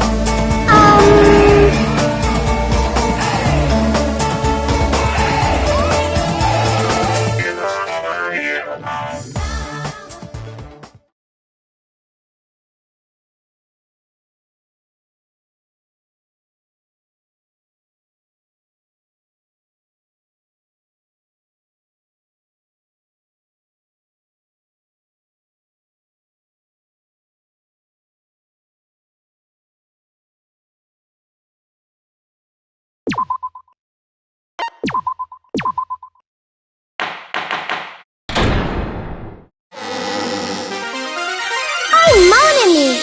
And my heart is throbbing like crazy right now! To think that the person who killed the wonderful Mahiru Koizumi is in this room! Impossible! Impossible! That's so impossible! There's no way I can believe that! Oh, I can't do anything! How annoying! But I'm just gonna believe in everyone. That's the least I can do. Everyone do your best. Don't lose to yourselves. And don't forget to save regularly. Well, now that we've decided to believe Hyoko, now what? If the killer was luring Hyoko into a trap, then something that was used there might be a clue. Do you mean the letter? No, it was probably the gummy. Huh? Candy can be a clue? Hey, when you woke up, was the gummy already there? Now that you mention it, I feel like it wasn't. Just as I thought. Just as you thought? If the killer planted evidence while Hyoko was there, she would have thrown it away if she found it. Which means the gummy was placed inside the closet after Hyoko fled from the beach house? The killer returned to the scene of the crime? After I left? They wouldn't have to do something that troublesome as long as they hid somewhere within the beach house. That's impossible! There's nowhere to hide! I even glanced inside the shower room as I was running away, but there was nobody there! Then, does that mean the killer came back? I wonder. At any rate, the solution to that problem is connected to what really happened. That's what I think.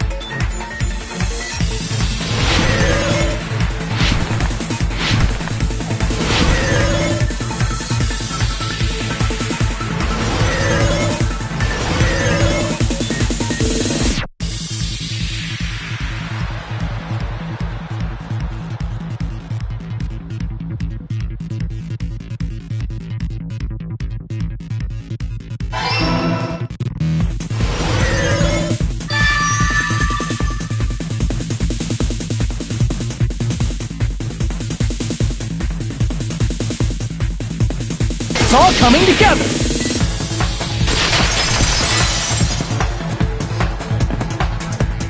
Do you think the killer might have been hiding? You spent all that time thinking just to say something so pointless. How disappointing. Didn't I just say there was nowhere to hide?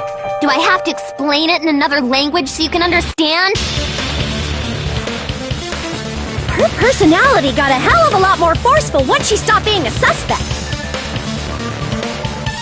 No, there should have been a place for them to hide. A place you didn't look, Yoko. What are you saying? Stop being annoying or I'm gonna make Akane bop you on the head and shut you up for good!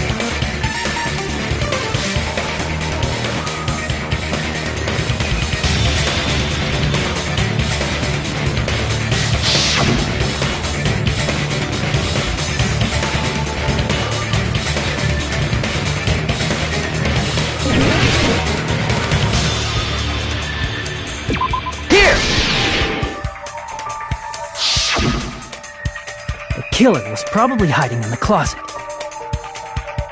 The closet? That's where I was locked up! After you woke up, you said you rushed out of there, right? And you probably didn't look inside the closet very carefully. But could two people even hide in such a small place? And without Hiyoko knowing? That's why the killer made sure to arrange a hiding place.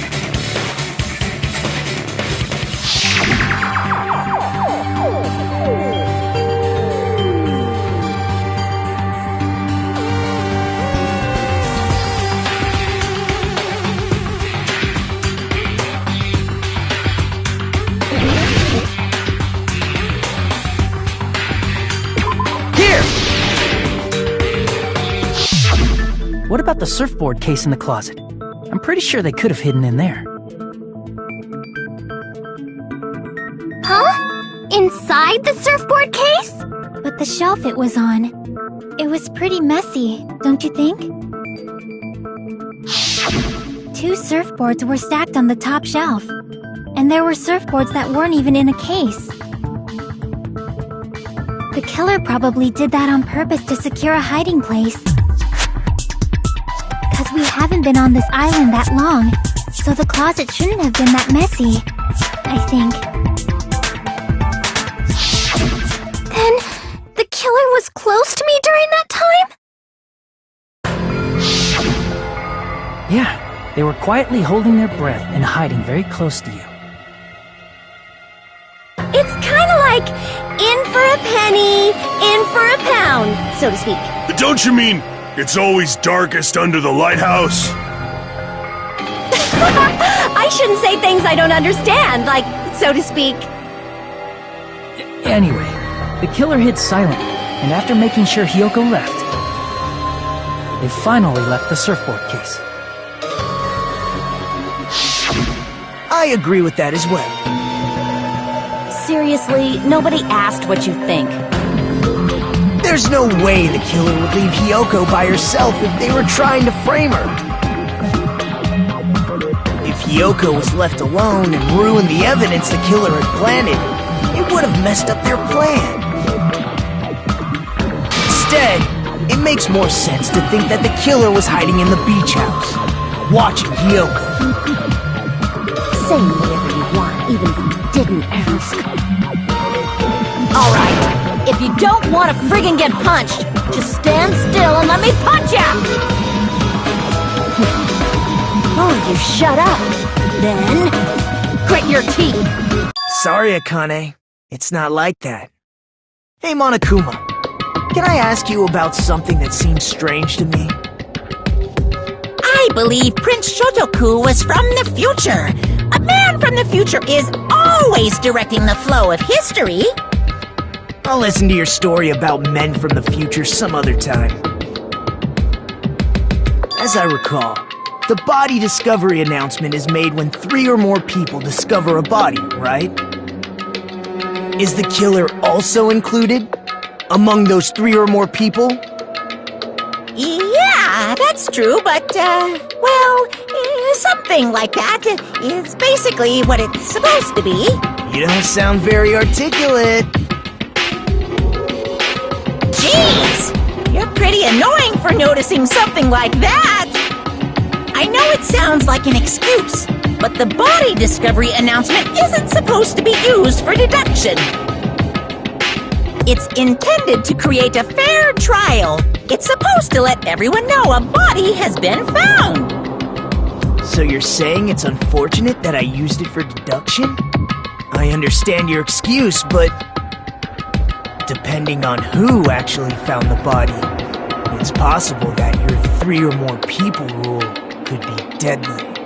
Well, as long as I keep things ambiguous, I can respond to situations with some flexibility. Flexibility, huh? So what about this time? Is it 3 people including the killer or not? Jeez, fine! You want me to say it? It doesn't include the killer this time, okay? All done. Which means 3 people other than the killer discovered Mahiru's body. What's wrong with that? Nothing. I just thought it was somewhat strange. More importantly, let's get back to our original topic. You're the one who went on a tangent! We were just saying the killer was hiding in the surfboard case, right? And after Hyoko ran away, the killer got to enjoy the simple life of destroying evidence. However, before we proceed any further, there's something we have to make clear. The killer blocked the roadside door with Mahiru's body before Hyoko ran away. But what about the blood? Now that you mention it, that mystery hasn't been solved yet. It's going to be alright. If you guys have come this far, I'm sure you can discover that answer too. Now, let's start the argument, shall we?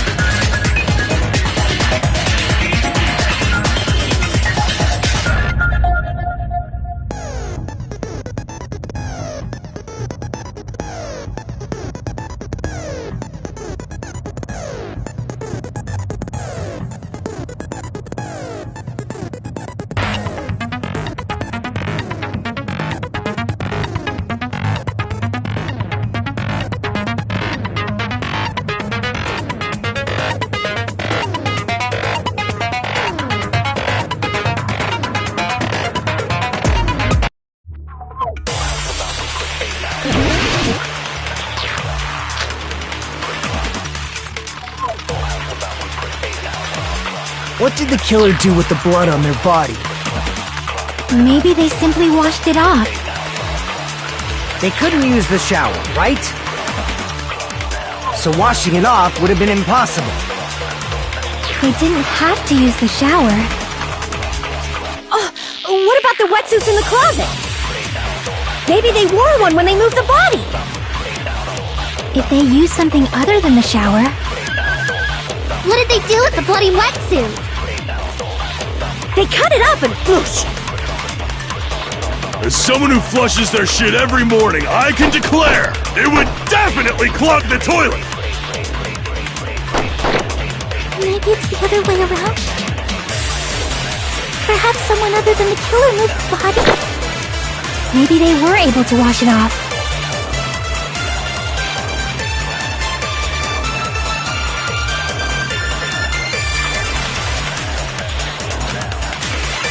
What did the killer do with the blood on their body? Maybe they simply washed it off. They couldn't use the shower, right? so washing it off would have been impossible. They didn't have to use the shower. Oh, what about the wetsuits in the closet? Maybe they wore one when they moved the body. Did they use something other than the shower? What did they do with the bloody wetsuit? They cut it up and... As someone who flushed, it would definitely Maybe it's other, perhaps someone other. Maybe they were able to wash it off. What did the killer do? Maybe they simply. They couldn't use the so washing it off. They didn't have to use. What about the... Maybe they wore one when they moved... Did they use something other than the shower? What did they do with the bloody wetsuit? They cut it up and... Whoosh! As someone who flushes their shit every morning, I can declare it would definitely clog the toilet! Maybe it's the other way around. Perhaps someone other than the killer moved the body? Maybe they were able to wash it off.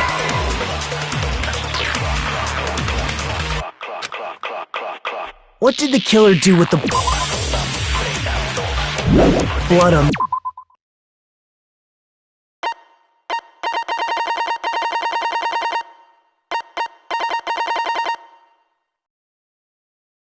their body? Maybe they simply washed it off. They couldn't use the shower, right? So washing it off would have been impossible. They didn't have to use the shower. What about the wetsuits in the closet? Maybe they wore one when they moved the body. Did they use something other than the shower? What did they do with the bloody wetsuit? They cut it up and... Whoosh! As someone who flushed, it would definitely clog... Maybe it's the other, perhaps someone other. Maybe they were able to wash it off. What did the killer do? Maybe they simply. They couldn't use the so washing it off. They didn't have to. What if maybe they wore one? Did they use something other than the shower? What did they do with the bloody wetsuit? They cut it up and... Whoosh! As someone who flushes their shit every morning, I can declare it would definitely clog the toilet! Maybe it's the other way around. Perhaps someone other than the killer moved the body?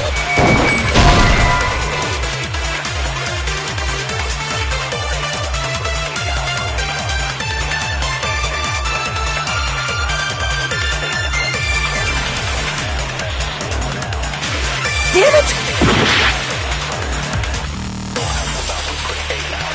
What did the killer do with the blood on their body? Maybe they simply washed it off. They couldn't use the so washing it off would have been... They didn't have to. What if maybe they wore one? Did they use something other than the shower? What did they do with the bloody... They cut it up and... As someone who flushed, it would definitely clog... Maybe it's the other, perhaps someone other. Maybe they were able to wash it off. What did the killer do with the blood on their body? Maybe they simply washed. They couldn't use the shower, so washing it off would have been impossible. No, that's wrong!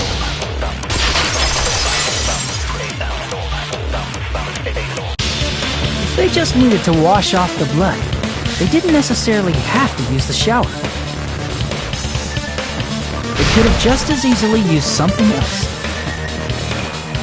Something other than the shower. Like what?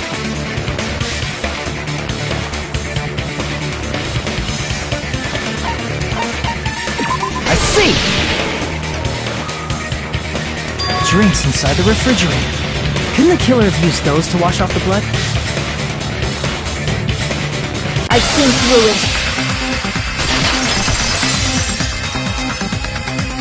In theory, that's impossible.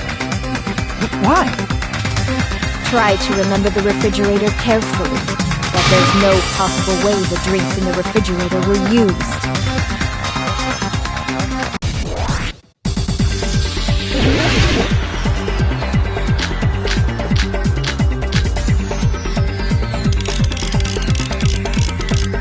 It's true there were drinks in the beach house were, however, try one bottle, it wouldn't be enough to wash off the blood. I can't back down!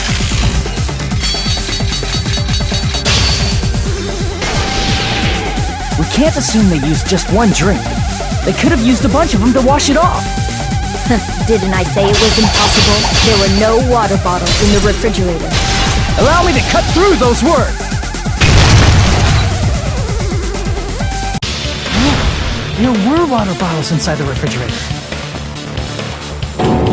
How many times do I have to tell you? There were no water bottles in there whatsoever.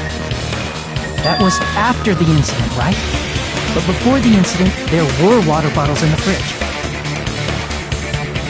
And the killer took all of those water bottles and used them to wash the blood off their body. So you're saying the water bottles were gone? Because they were all used? That's a logical fallacy. It's not a fallacy. There should have been evidence inside the trash can. Evidence like a lot of thrown-away plastic water bottles. Isn't that right, Chiaki? Oh, you're right. These bottles look like they may have been filled with water. Well, now that you mention it, when I went to the beach house a few days ago, I feel like I drank one of those plastic water bottles. Huh? You should have said so sooner! Then, the plastic water bottles were used in place of a shower. Dousing your body with lots of water bottles is such a simple and easy to understand explanation.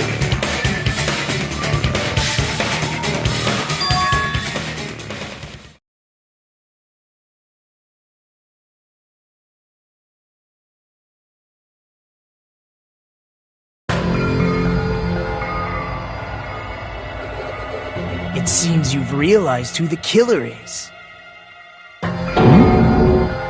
See? Just as I thought. Hold on. You know who the killer is? Is that true? Let me ask.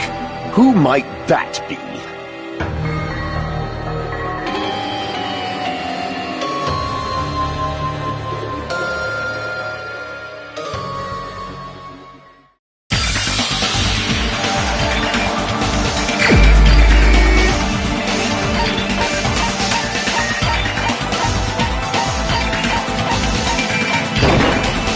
You're the only one! Peko. Is it you? Hey! What are you being quiet for? They're accusing you of being the killer! Then I should ask you this. Why do you believe I'm the killer? I remember when we were all meeting up to go to the beach. Your appearance when you came to the diner.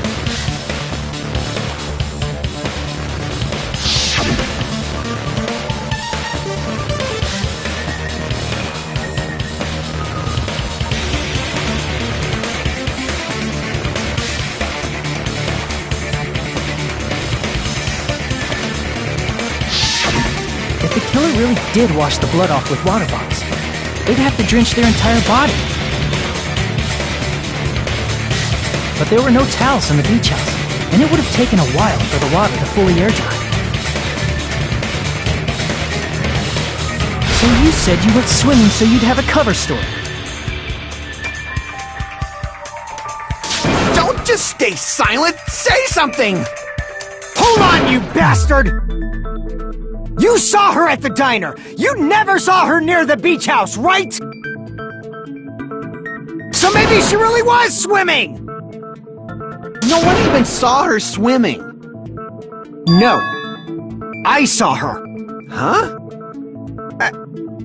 After I ran into you bastards at the diner, I crossed paths with her on my way home. So there's no doubt. She would have arrived at the diner from the opposite direction of the beach house. Hold on. That's strange. Didn't you just say this earlier?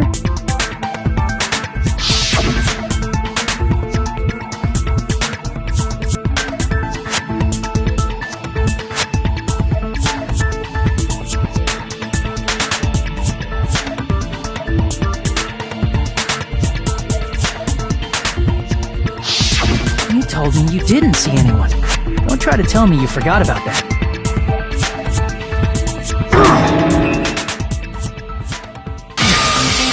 Not so fast! It's too soon to decide she's a killer! We haven't established how the killer was able to leave the beach house! Now that you mention it, fucking height? The roadside door was blocked. And if it's impossible to leave from the beachside without leaving footprints, then how the fuck did the killer escape? Why are you all fired up, Fuyuhiko? You're not the suspect. Peko is. Who cares about that? Answer me! If you have an explanation, then show me what you got! We might have an answer. Do you really? This mystery seems unsolvable.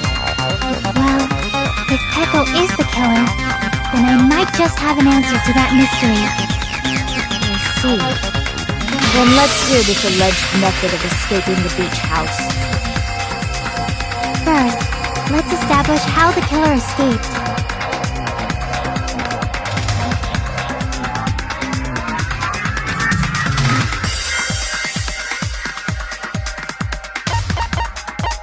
I see! If the roadside and beachside doors aren't an option, the only other thing I can think of is...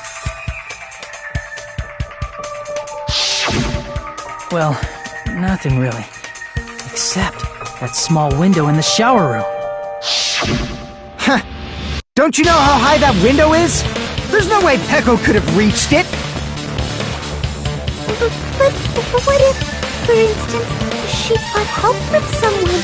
She might have reached it by riding someone's shoulders, but then that person would have been left behind. Is it possible an object was used? A rope, for instance? And what happened to the rope after they used it? And don't say something stupid like they threw it outside! Of course not! That would violate the school trip rule!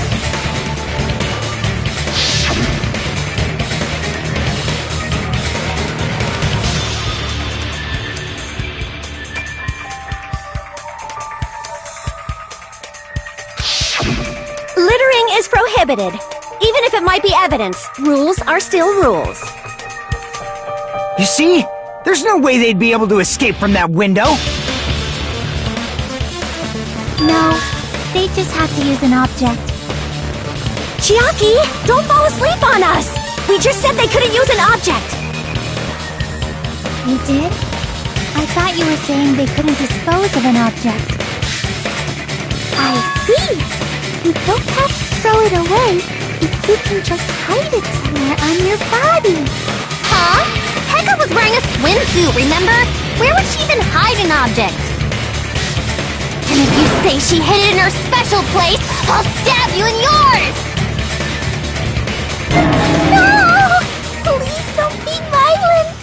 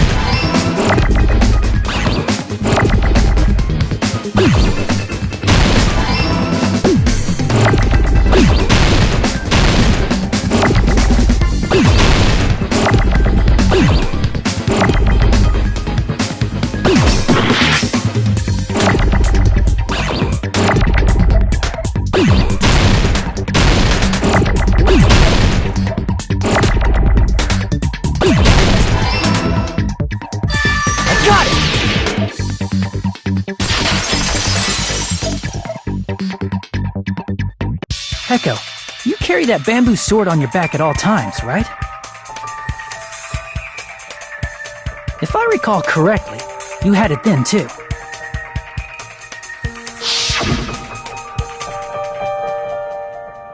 Despite the fact that you had a swimsuit on, you were still wearing your bamboo sword.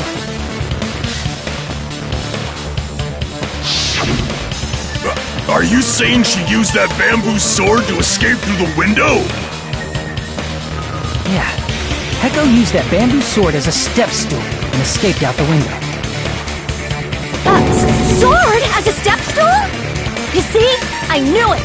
I knew it was a ninja! Didn't I tell ya? A ninja could have climbed that easily! Ninjas know a climbing trick where they lean their sword against a wall and use the handguard as a step stool. Wow! Just like a Japanese ninja! Miss Sonia, ninjas only exist in Japan. Well, it is a bamboo sword, but I'm sure a slender girl like Peko could easily use it to climb. Well, Peko, do you have anything to say?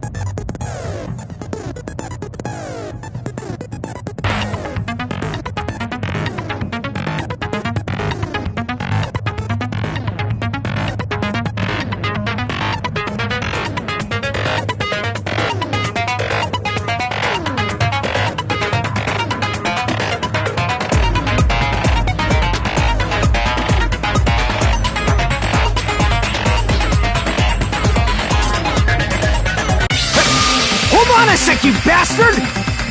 You're saying she used her sword as a step stool and went out the fucking window? Then what about the sword? It would have been left in the shower room and she wouldn't have been able to recover it, dumbass! Fuyuhiko, why do you even care? Shut up! Just shut the fuck up and answer me! If you have an answer, then fucking give it to me! If she used the bamboo sword as a step stool, it would have been left behind!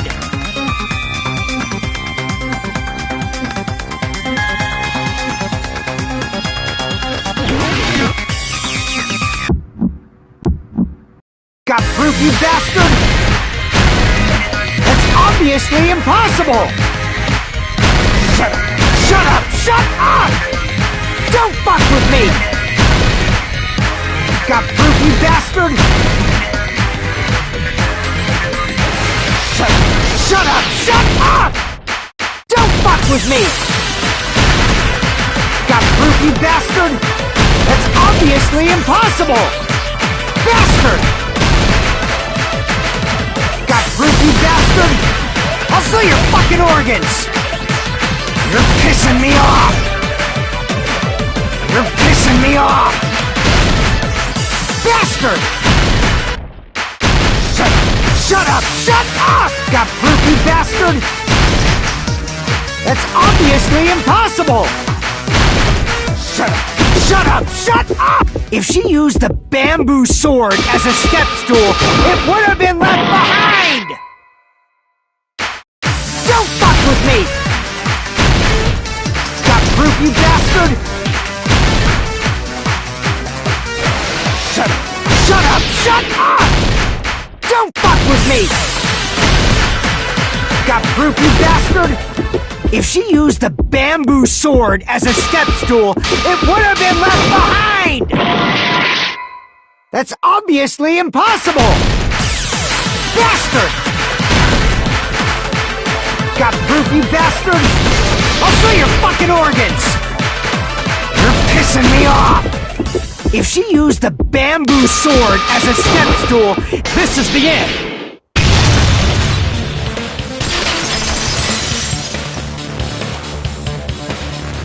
If she used her bamboo sword as a step stool, she could have recovered it with her sword bag.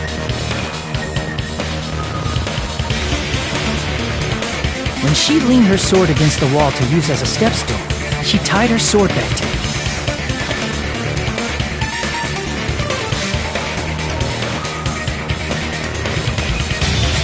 And after she climbed up to the window, as long as she hauled the bag up toward her, she would have been able to recover her bamboo sword. I see. Not just the bamboo sword, but even the sword bag, too. She used them both to escape. Akane said she's like a ninja, but it's nothing as silly as that. Simply put, only Peko could have performed this feat. An escape plan befitting of the ultimate swordswoman. Even so, how disappointing. If you'd only let me work with you, it would have been an even greater plan. Oh, you just back off! Is it true? You killed Hold on! You're just making assumptions! You don't have any proof. I won't accept this unless there's proof! Got it, you bastard? It's fine. Huh? I said it's fine. Saying anything more would just be an exercise in futility.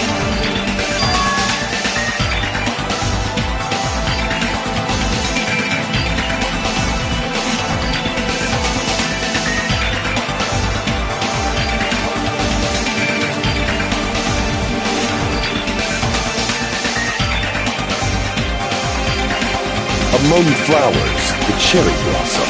Among men, the samurai. I commend your decisiveness, Beast. Very well. If you admit it, this ends now. Let's cast our votes. Agreed. Hurry up and vote. hold on. Let me confirm one thing first.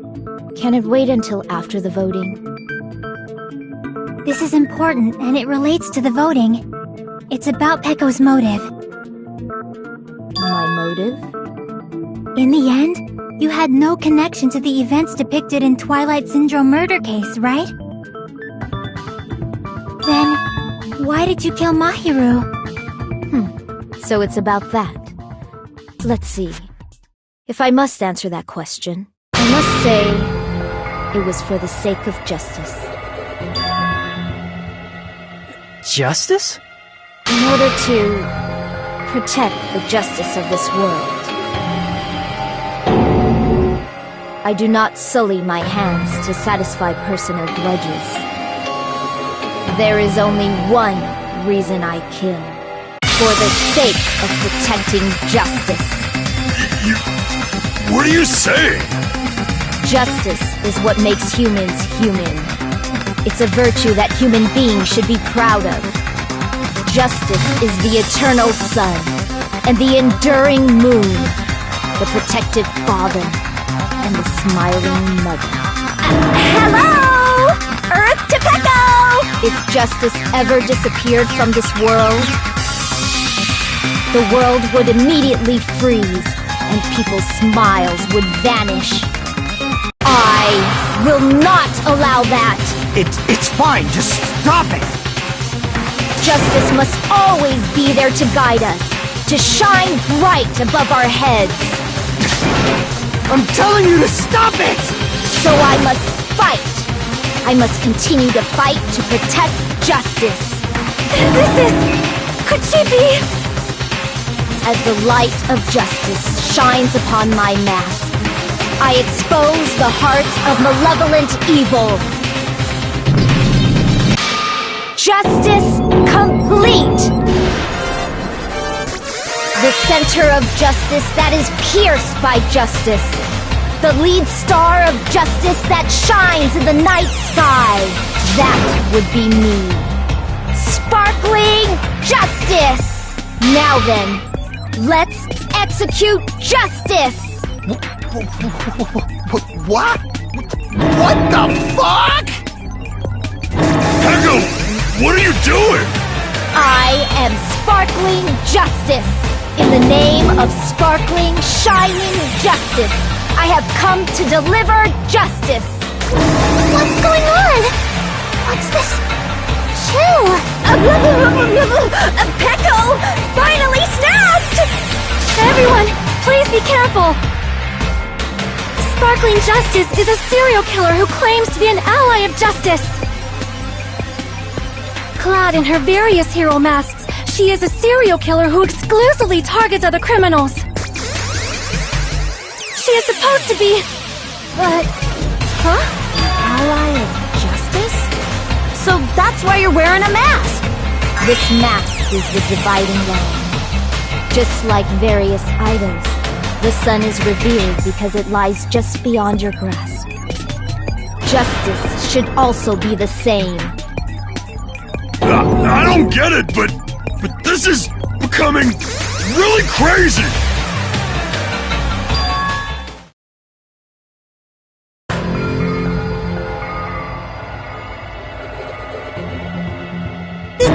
This is turning out to be a surprising turn of events. Hey!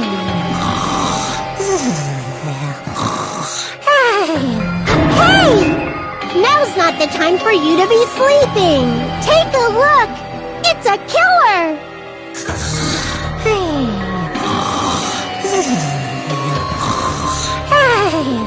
This again? Huh? Sleepwalking? So what's your answer to my previous question? Why did you kill Mahiru? This world must always be bathed in the light of justice. I must not allow even one shadow. Evil must be eliminated immediately. No matter what, I must not overlook evil. Evil? Are you saying Mahiru is... If you knew about that incident, then you must have played the game. Am I right? And because of that, I was able to find the killer's accomplice hiding on this island like a sewer rat. Then, the reason you killed Mahiru was...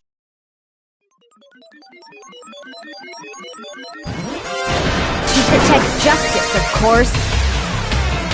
In order to protect justice, I have become its merciless sword and executed justice. Holy crap! She's such a stereotypical psychopath! She's so gross! Pecco, is this your true identity? My true identity? I have already forgotten who I am. It just shows my determination. My determination to protect by throwing away what's most important. I'm willing to become anybody to shower this world with justice!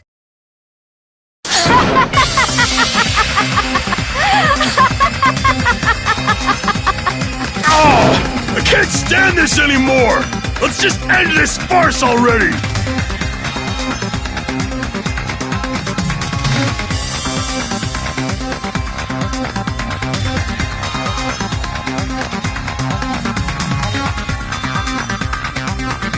Let's go over this incident one more time and then let's end this.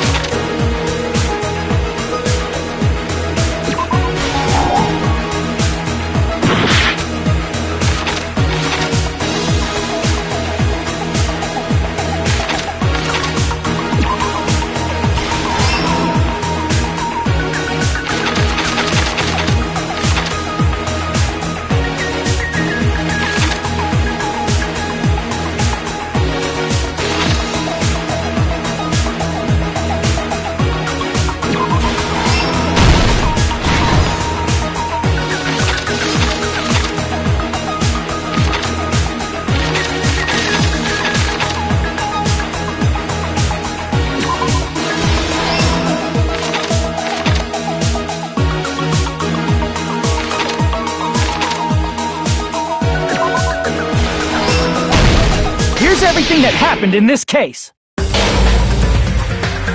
incident began this morning when Mahiru spoke to Hyoko. Mahiru most likely played Twilight Syndrome Murder Case, the video game provided to us as the motive. She probably wanted to discuss it with someone else who also appeared in the game as a character. Hyoko accepted Mahiru's invitation, and they promised to have a more detailed conversation about it later.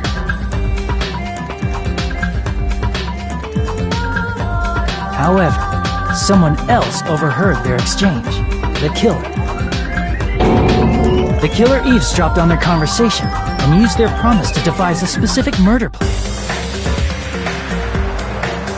By preparing a specific item, they planned to manipulate the two's actions. That item was the letters. They sent fake letters to both Mahiru and Hyoko. The letter Mahiru received told her to come to the beach house at 2:30 p.m.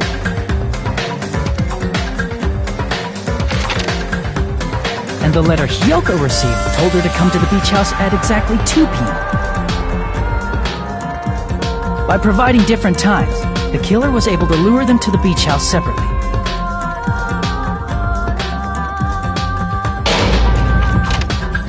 Hyoko totally trusted that letter, showed up at the beach house at 2 p.m., just like it said.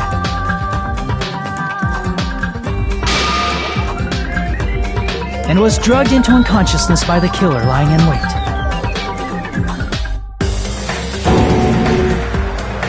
After putting Hyoko to sleep, the killer immediately hid her inside the closet, so they could frame her as the killer later. At 2:30 p.m., Mahiru arrived at the beach house. She was completely unaware that she'd been targeted for murder. Approaching her from behind, the killer struck the defenseless Mahiru with a specific weapon. The metal bat that was left at the scene of the crime.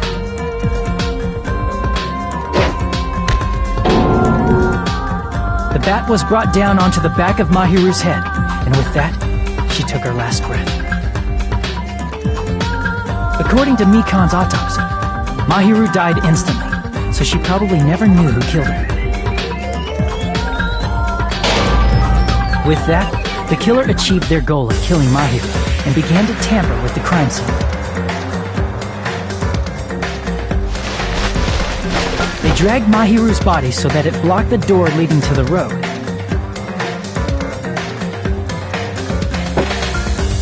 Also, the mask found at the scene of the crime was something the killer personally left. I'm not really sure why. My guess is it's something similar to a calling card. That's how the crime scene we discovered was created. However, by moving Mahiru's body, the killer got blood splatter on them. Plus, the shower room had no water because it was out of order, so they couldn't wash it off. But the killer expected something like that to happen. Instead of the shower, the killer used something else to wash the blood off their body. They used plastic water bottles that were inside the beach house refrigerator. We can assume they carried the bottles to the shower room before the sequence of events had happened. In place of showering, they washed the blood off their body with water bottles instead. However, they had no choice but to dispose of the empty bottles in the beach house's trash can. Littering is against the rules, and it would have taken too much time to throw them away somewhere else. After the killer washed off the blood, they hid in a specific spot inside the closet Hyoko was in. The killer hid inside the surfboard case that they had already emptied beforehand.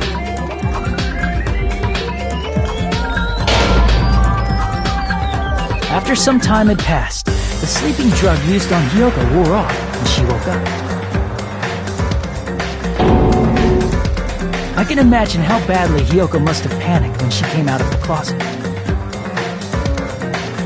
I mean, she made plans to see Mahi, who lay dead right in front of her.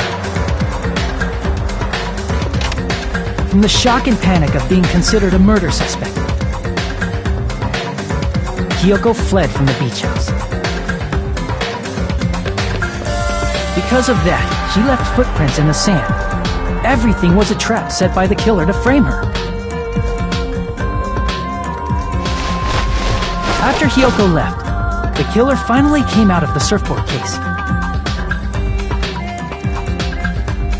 and placed a gummy that they brought with them to shift our suspicion toward Hiyoko.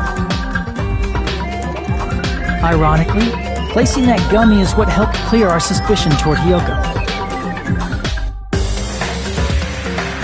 Finally, the killer began preparing to escape from the beach house. They couldn't risk leaving their footprints in the sand, so they escaped the beach house using a different route. The small window in the shower room.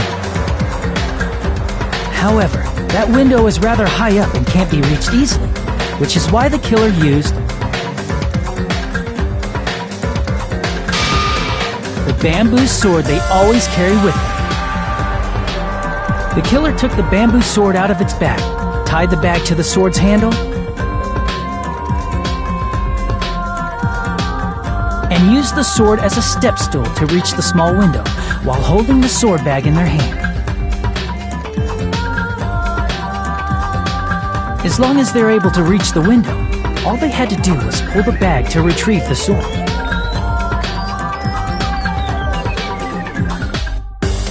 And so the killer left the beach house and appeared before us as if nothing had happened. But their wet hair and swimsuit didn't dry right away. There also weren't any towels at the beach house. So when the killer met up with us, they said they had been swimming for a while as an excuse.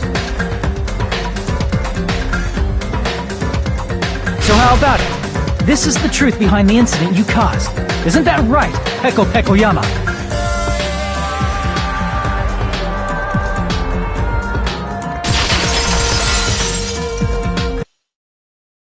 I see. And what of it? She's like, totally cool with it. I haven't done anything to be ashamed of. What are you saying? You killed Mahiru! Wrong! I punished evil in the name of justice. That's no reason to condemn me. Whatever. Let's hurry up and vote so we can freaking kill this weird, crazy bitch! There's no way you can kill me. Justice can never be killed. You should all know that as well. What are you saying? To protect what's most important to you, you must be prepared to throw away something equally important. Understand? I don't get it! I don't get it at all! Then I shall be direct. Justice must carry on in order to keep justice. To keep me alive, you all must give up your lives. Are you serious? It's not serious. It's justice! If I fall here, who will combat the evils of this world? Now, follow your hearts of justice that reside within you all, and save my life to protect justice! Hurry, and carry on justice! Give me a break! Who's gonna die for you? If we let Peko go, we're all gonna get killed! For the sake of grand justice, a few sacrifices are unavoidable. A few sacrifices? Don't worry. The justice that you give your life to protect will never go to waste. I can't stand her anymore! Let's vote already and execute her! However, before we do that... Monokuma at the boat! Hurry up and let us vote already! I'm awake! Ah! We finally woke up!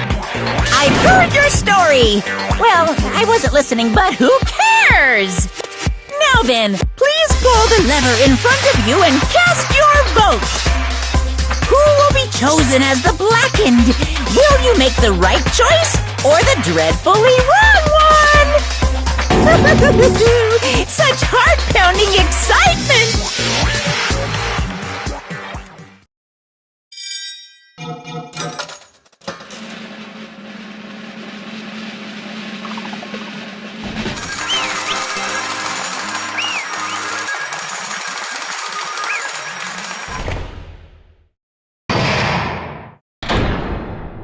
Pardon me, can we please have a little more time?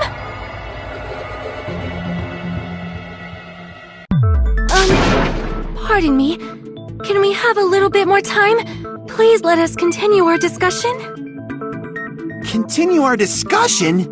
But isn't the voting over? Yes, but I cannot help but feel strange. Something about this is definitely strange. Strange? What do you mean? There's no doubt that Pecco is the killer. That is true. However, As a serial killer enthusiast, you're wondering if Pecco is really sparkling justice, am I right? Hey, Miss Sonia isn't a serial killer enthusiast. She just has a little more passion about them than most. That makes her an enthusiast! Honestly, it felt strange to me too. I mean, there's a distinct difference between what we know about sparkling justice and Pecco, right? Distinct difference? You know, Sonia describes sparkling justice like this. justice complete! The center of justice that is pierced by justice! The lead star of justice that shines in the night sky! That would be me! Sparkling Justice!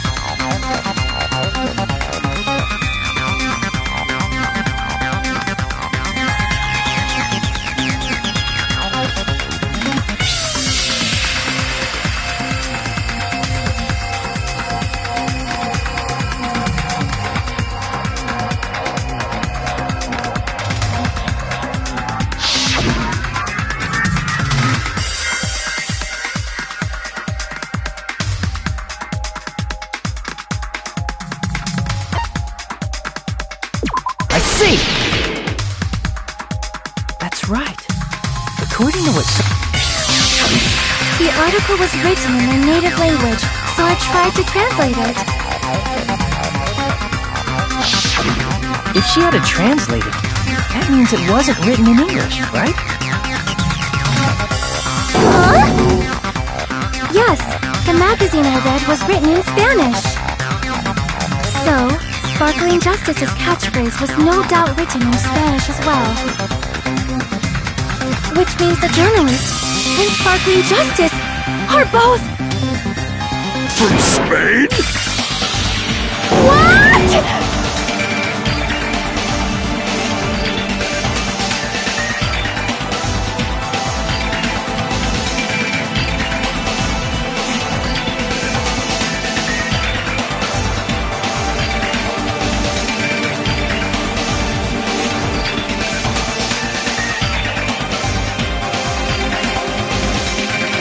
Pecco, you're not Sparkling Justice. There's no way that's possible. Or, you insist that you're Sparkling Justice. Can you try saying that catchphrase in Spanish? Would you be able to do that? It appears that the time has come for this mask to come off. However, that's perfectly fine. It's no longer necessary. And even if you find out now, it's too late for you all to do anything about it.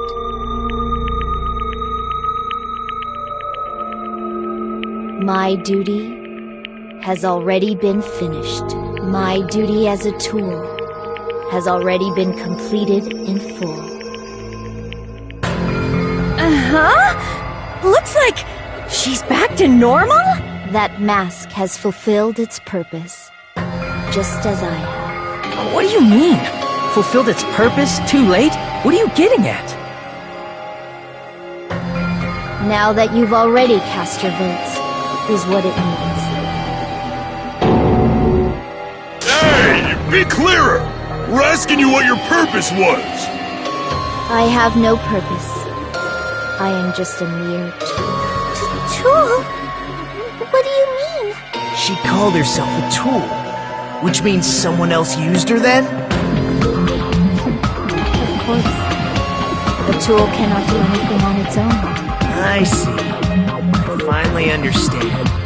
Well, I did have a sneaking suspicion all along. What do you mean? I mean, besides Peko and Hiyoko, someone else was also at the beach house. Someone else? There is proof that establishes that fact. Try to remember it.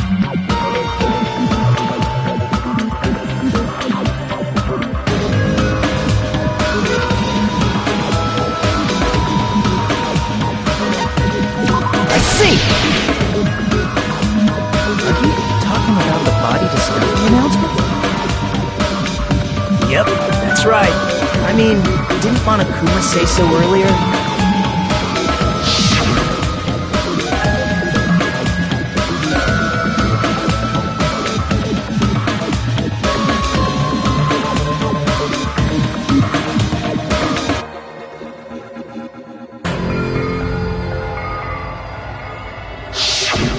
That announcement is made when at least 3 people discover a body. And in this particular case, the killer, Peko, is not one of those 3.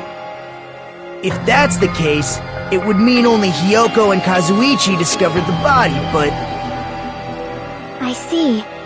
That leaves us one person short. So that means there was one more person in the beach house!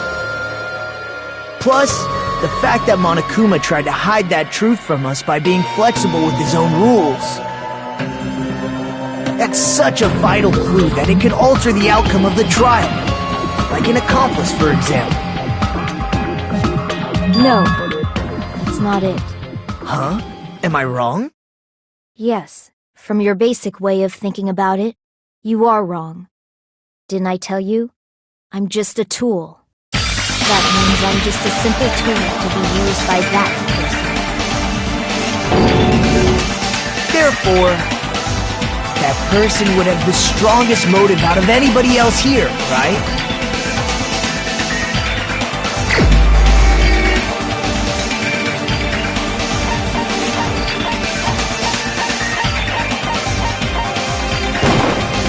You're the only one!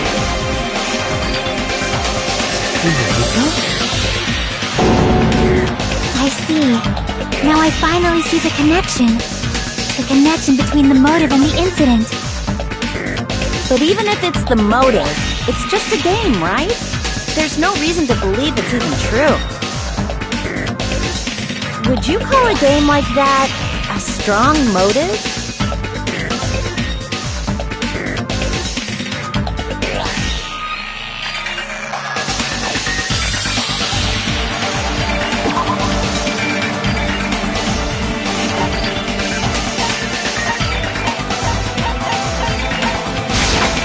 I can prove it with this!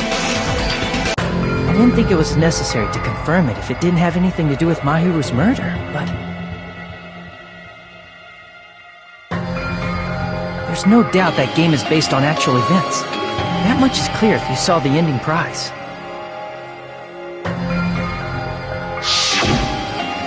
The photos awarded for beating the game are not actual in-game screenshots. They're all actual photos, with the surrounding scenery cropped out.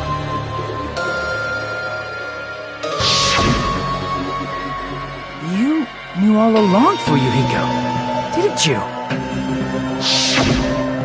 You knew whether or not the first victim in the game was actually your little sister, right? Because whoever beat the game first will receive the ending prize.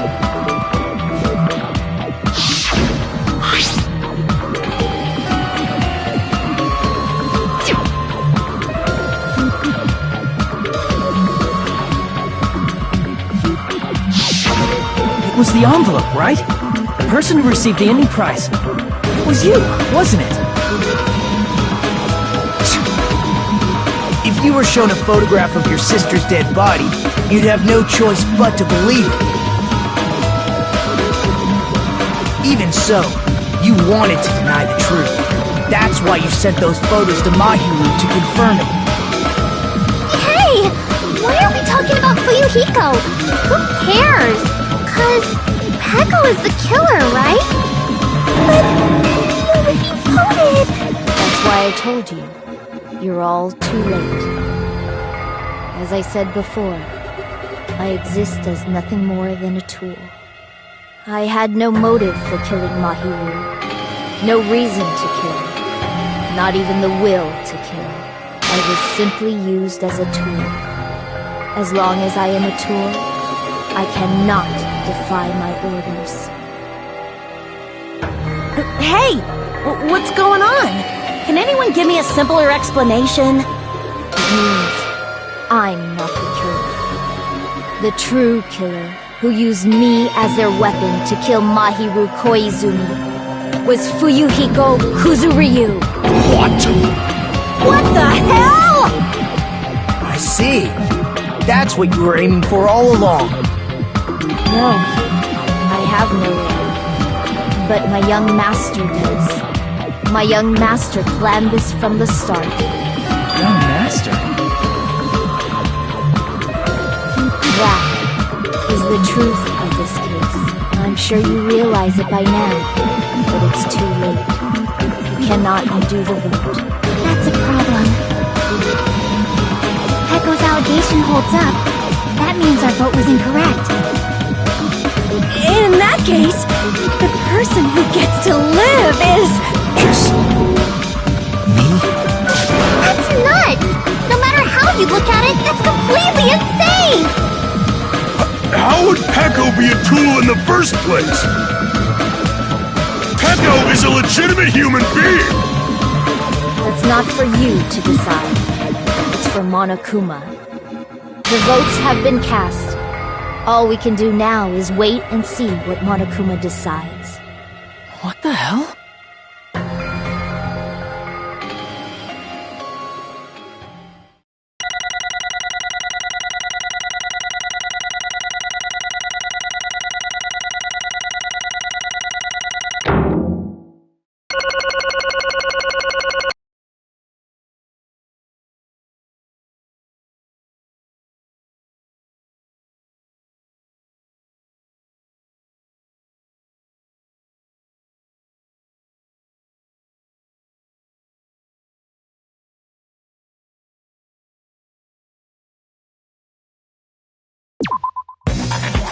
I'm in a bind. And what a bind it is. I guess for now, let's take a quick recess. We'll be right back after this commercial break.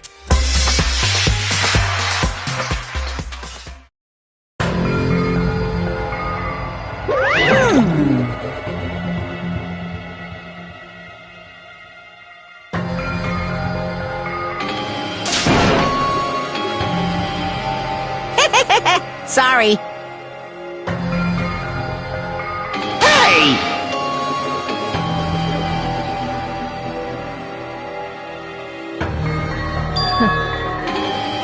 Hey, hey!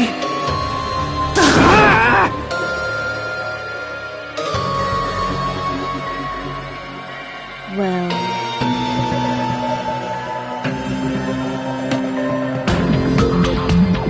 you just don't know.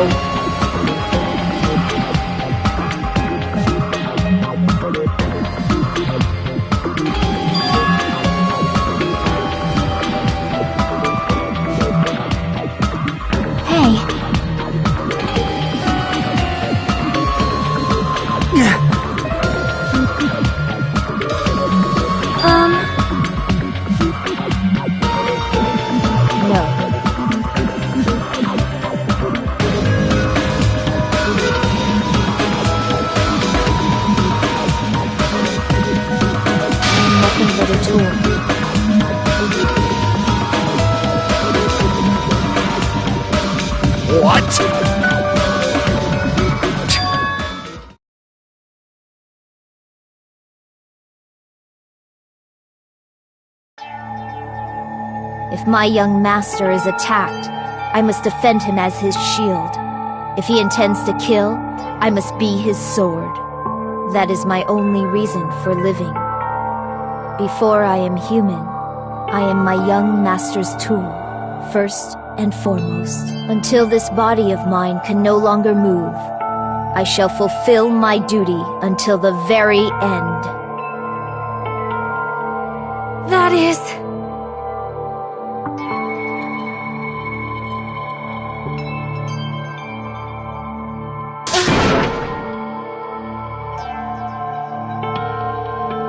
Nothing.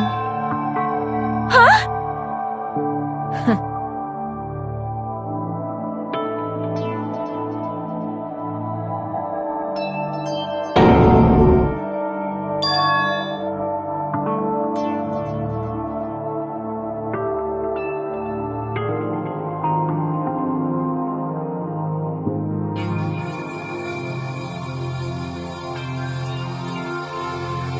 You fiend. No.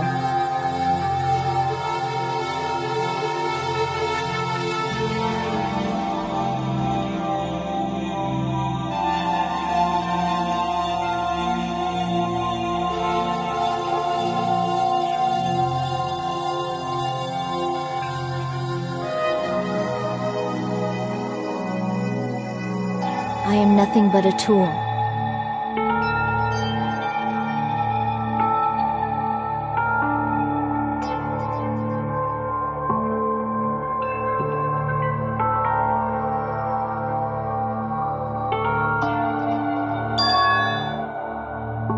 Damn it.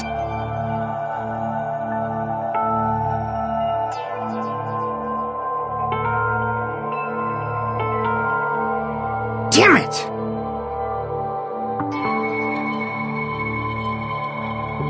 Don't fuck with me!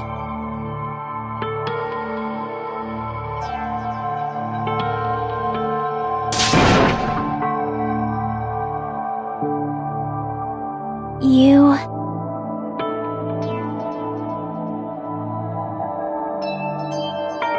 So...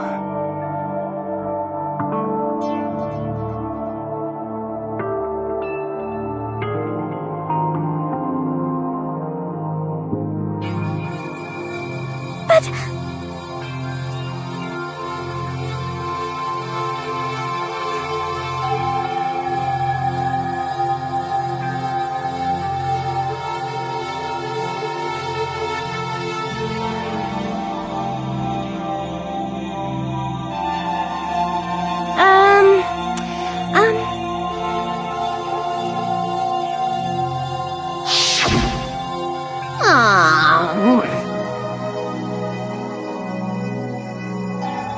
Oh my!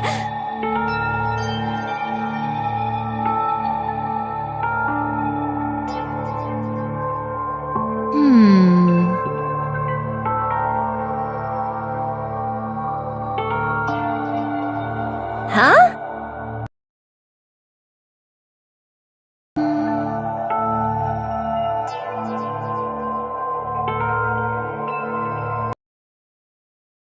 But...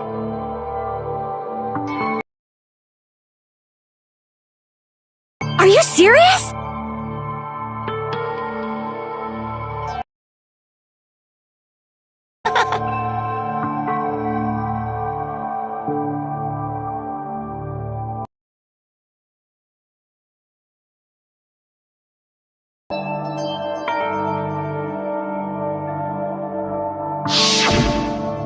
Oh...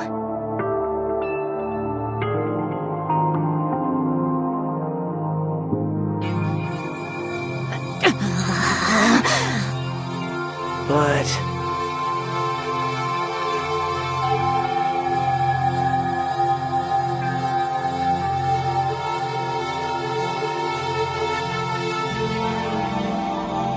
Hey.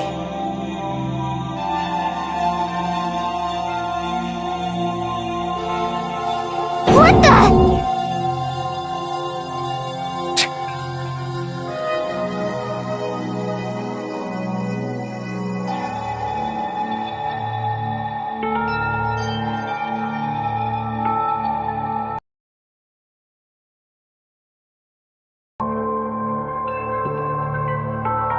And so,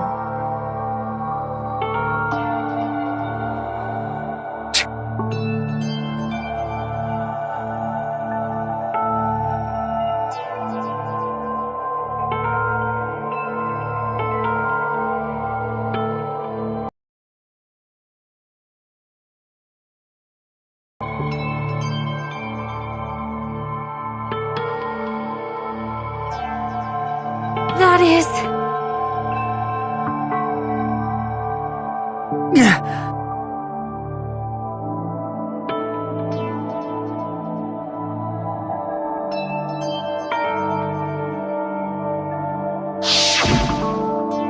Hey,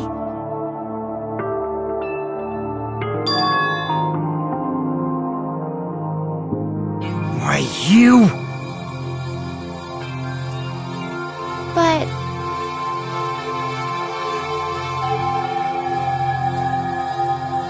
why? Shut the hell up!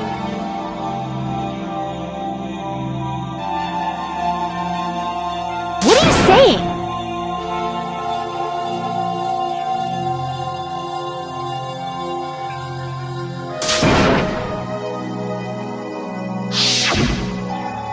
Jeez.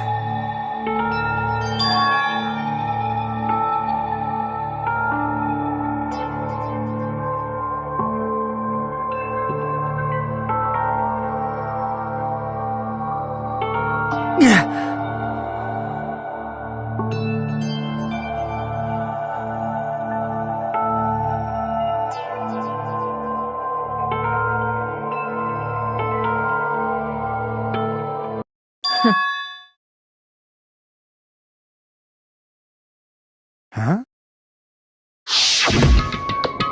young master, I am finished.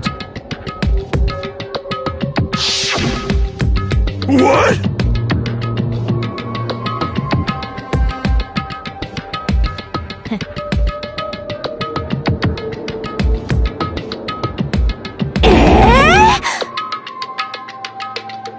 Of course!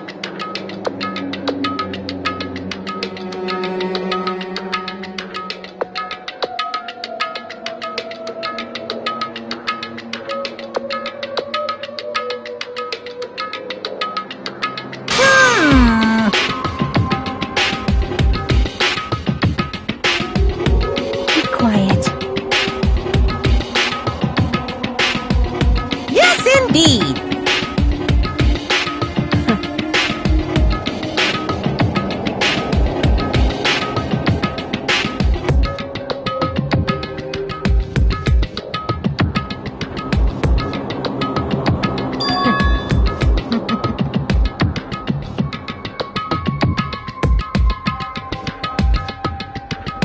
It cannot be!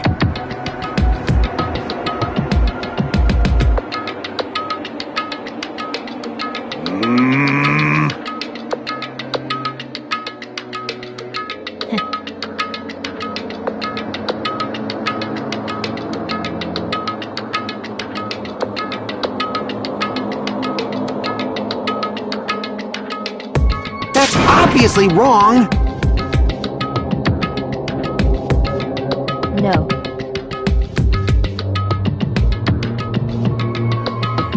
This is troubling!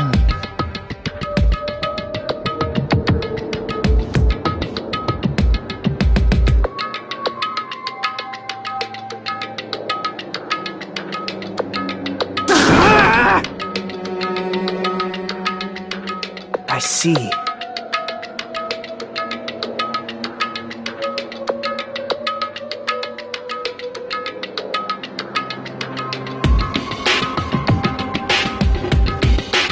Great!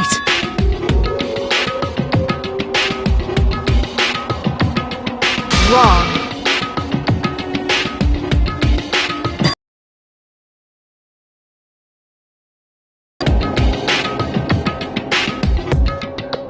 Now then.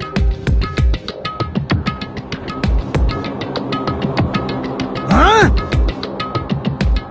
Hey.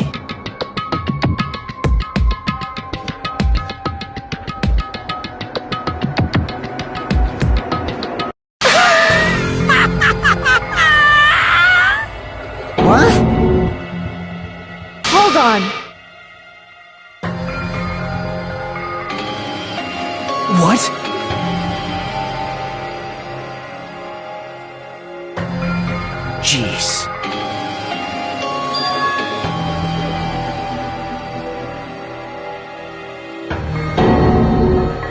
Hey.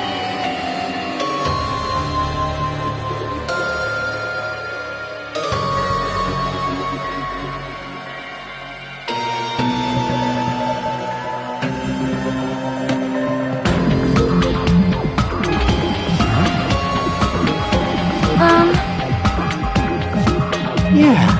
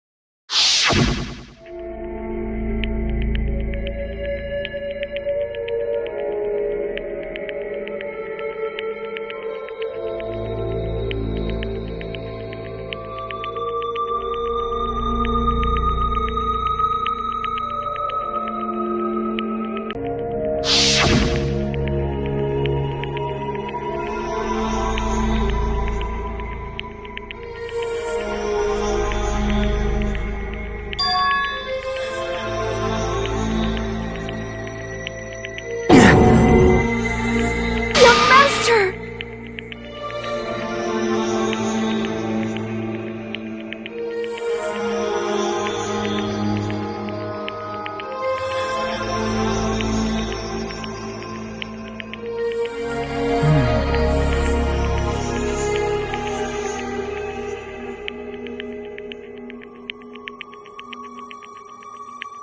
Hey.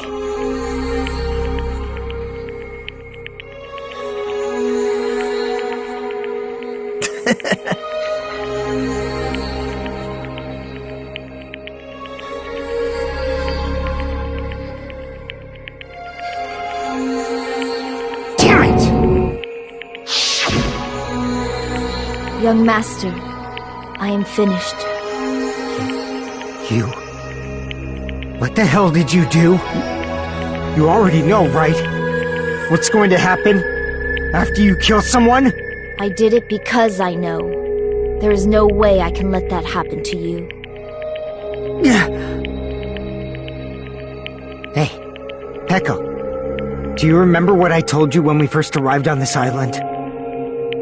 Our professional relationship doesn't exist on this island. We're just fellow high school students now. You need to run. Got it? Just let me take the fall so you can get away. Young Master, that is impossible. Shut up! I'm ordering you not to worry about me! There is no way I cannot worry about you. I am my young master's tool. A tool to protect my young master. Without an owner, the tool serves no purpose. God damn it, we are done with that crap! Why won't you listen to what I'm saying? Regardless, I will not flee. Besides, I'm fairly certain they'll discover the truth soon enough. Then why did you... I have a plan. A plan? Please do not worry. I promise I will keep my young master alive and return him safely home. You idiot. What do you intend to do? I intend to fulfill my duty as your tool. Now please, go! Hiyoko will be waking up soon. After you leave, I must block the door to the road with Mahiru's body. Hurry! Damn it. You better run away. Got it? Just forget about me! Forget about the Kuzuryu clan! You better escape!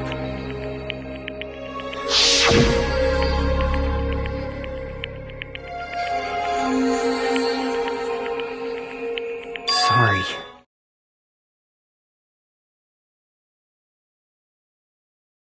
Young master! I'm a disgrace.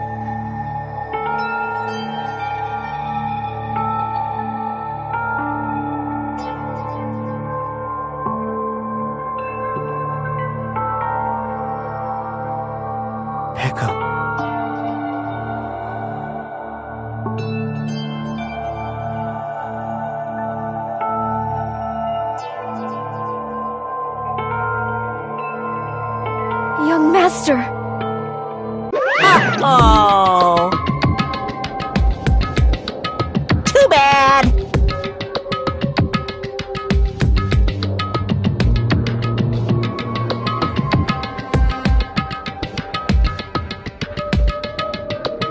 Why you?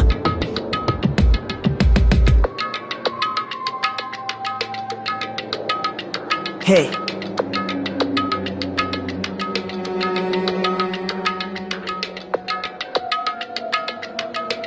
Jeez.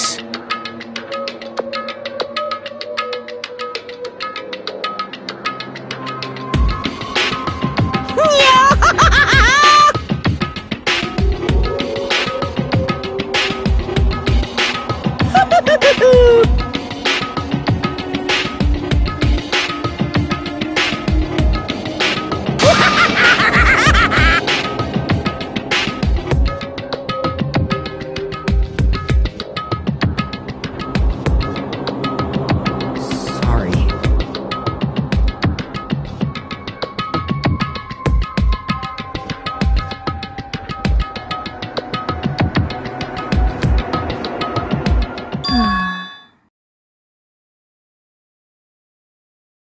Huh? Young master!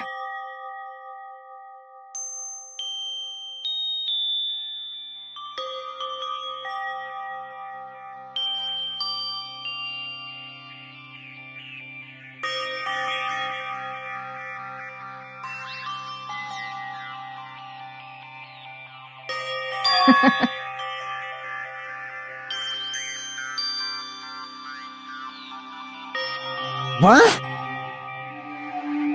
Even so, I wanted you to escape. Echo. I am terribly sorry.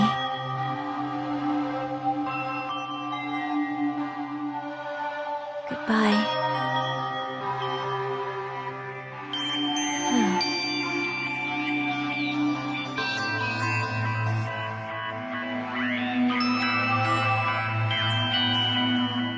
And please do not cause a senseless killing such as this ever again.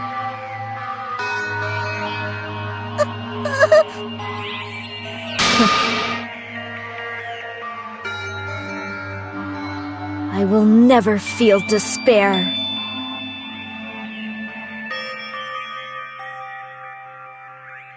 So cool!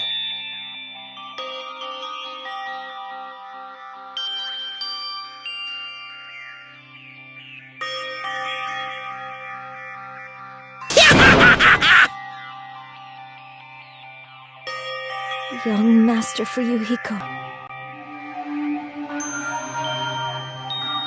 I want you to remember.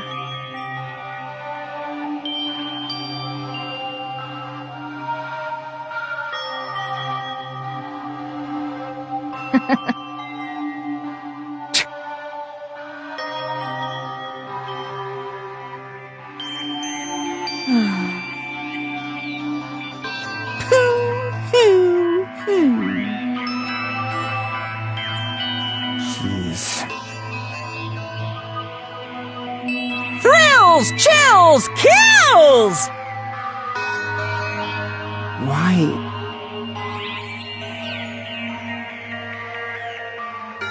Now then, I've prepared a very special punishment!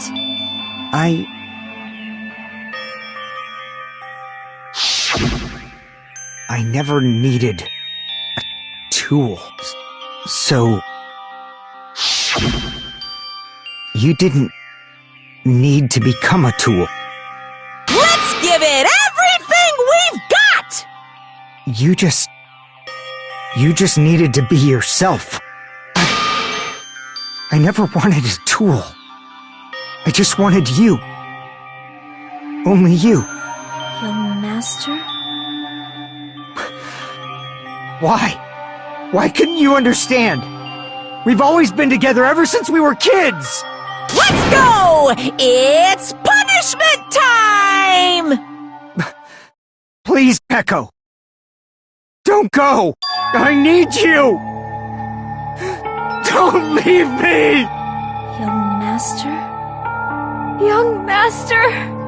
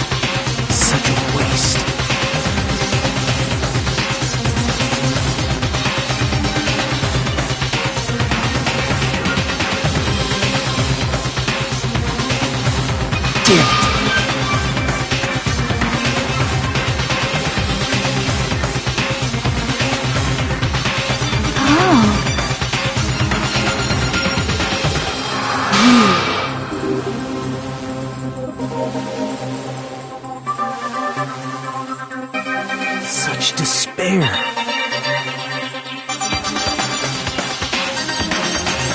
Isn't that right?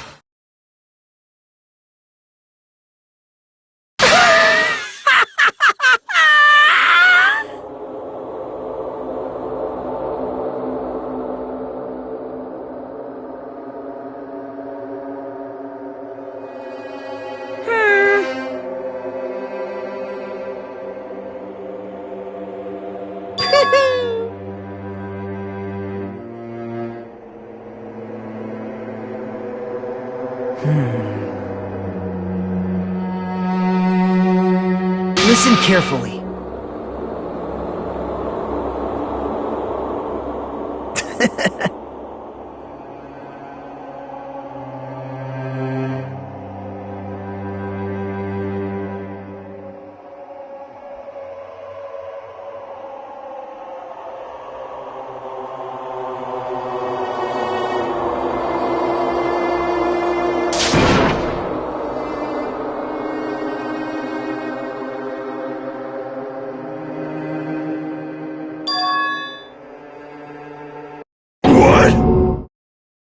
Everyone! You serious?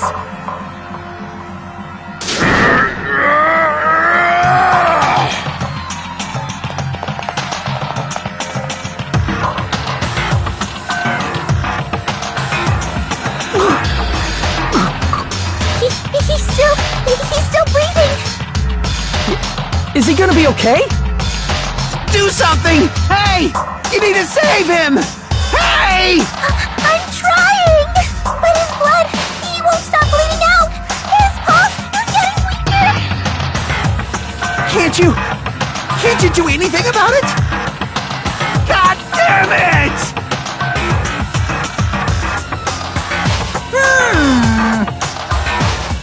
You're so stupid!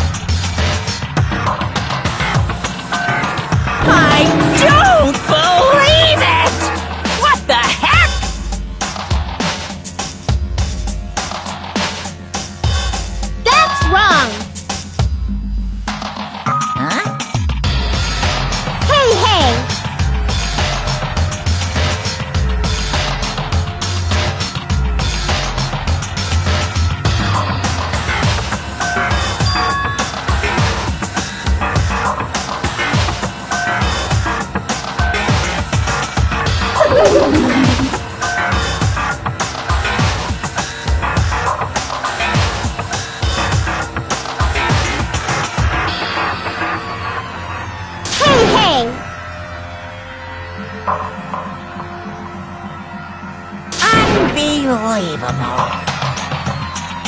Fine, fine. So... like...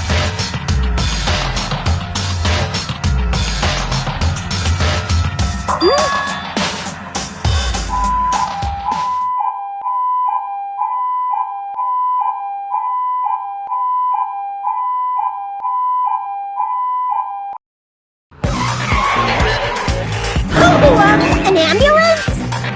Just leave the rest to me, Dr. Killgood! Dr. Killgood, you've already killed your patient. We gotta get this patient to the Monokuma Hospital ER and get him under 24-hour observation stat! So, I'll see you later!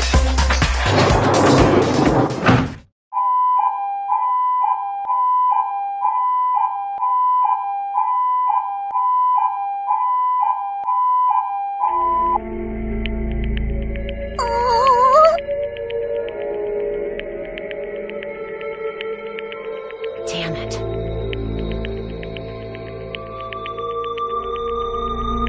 Perhaps.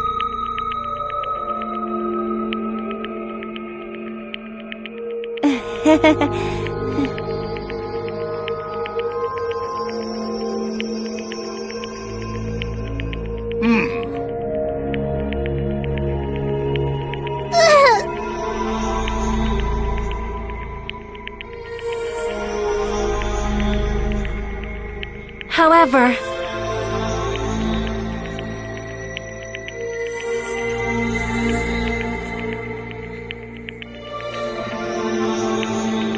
Fall, my tears.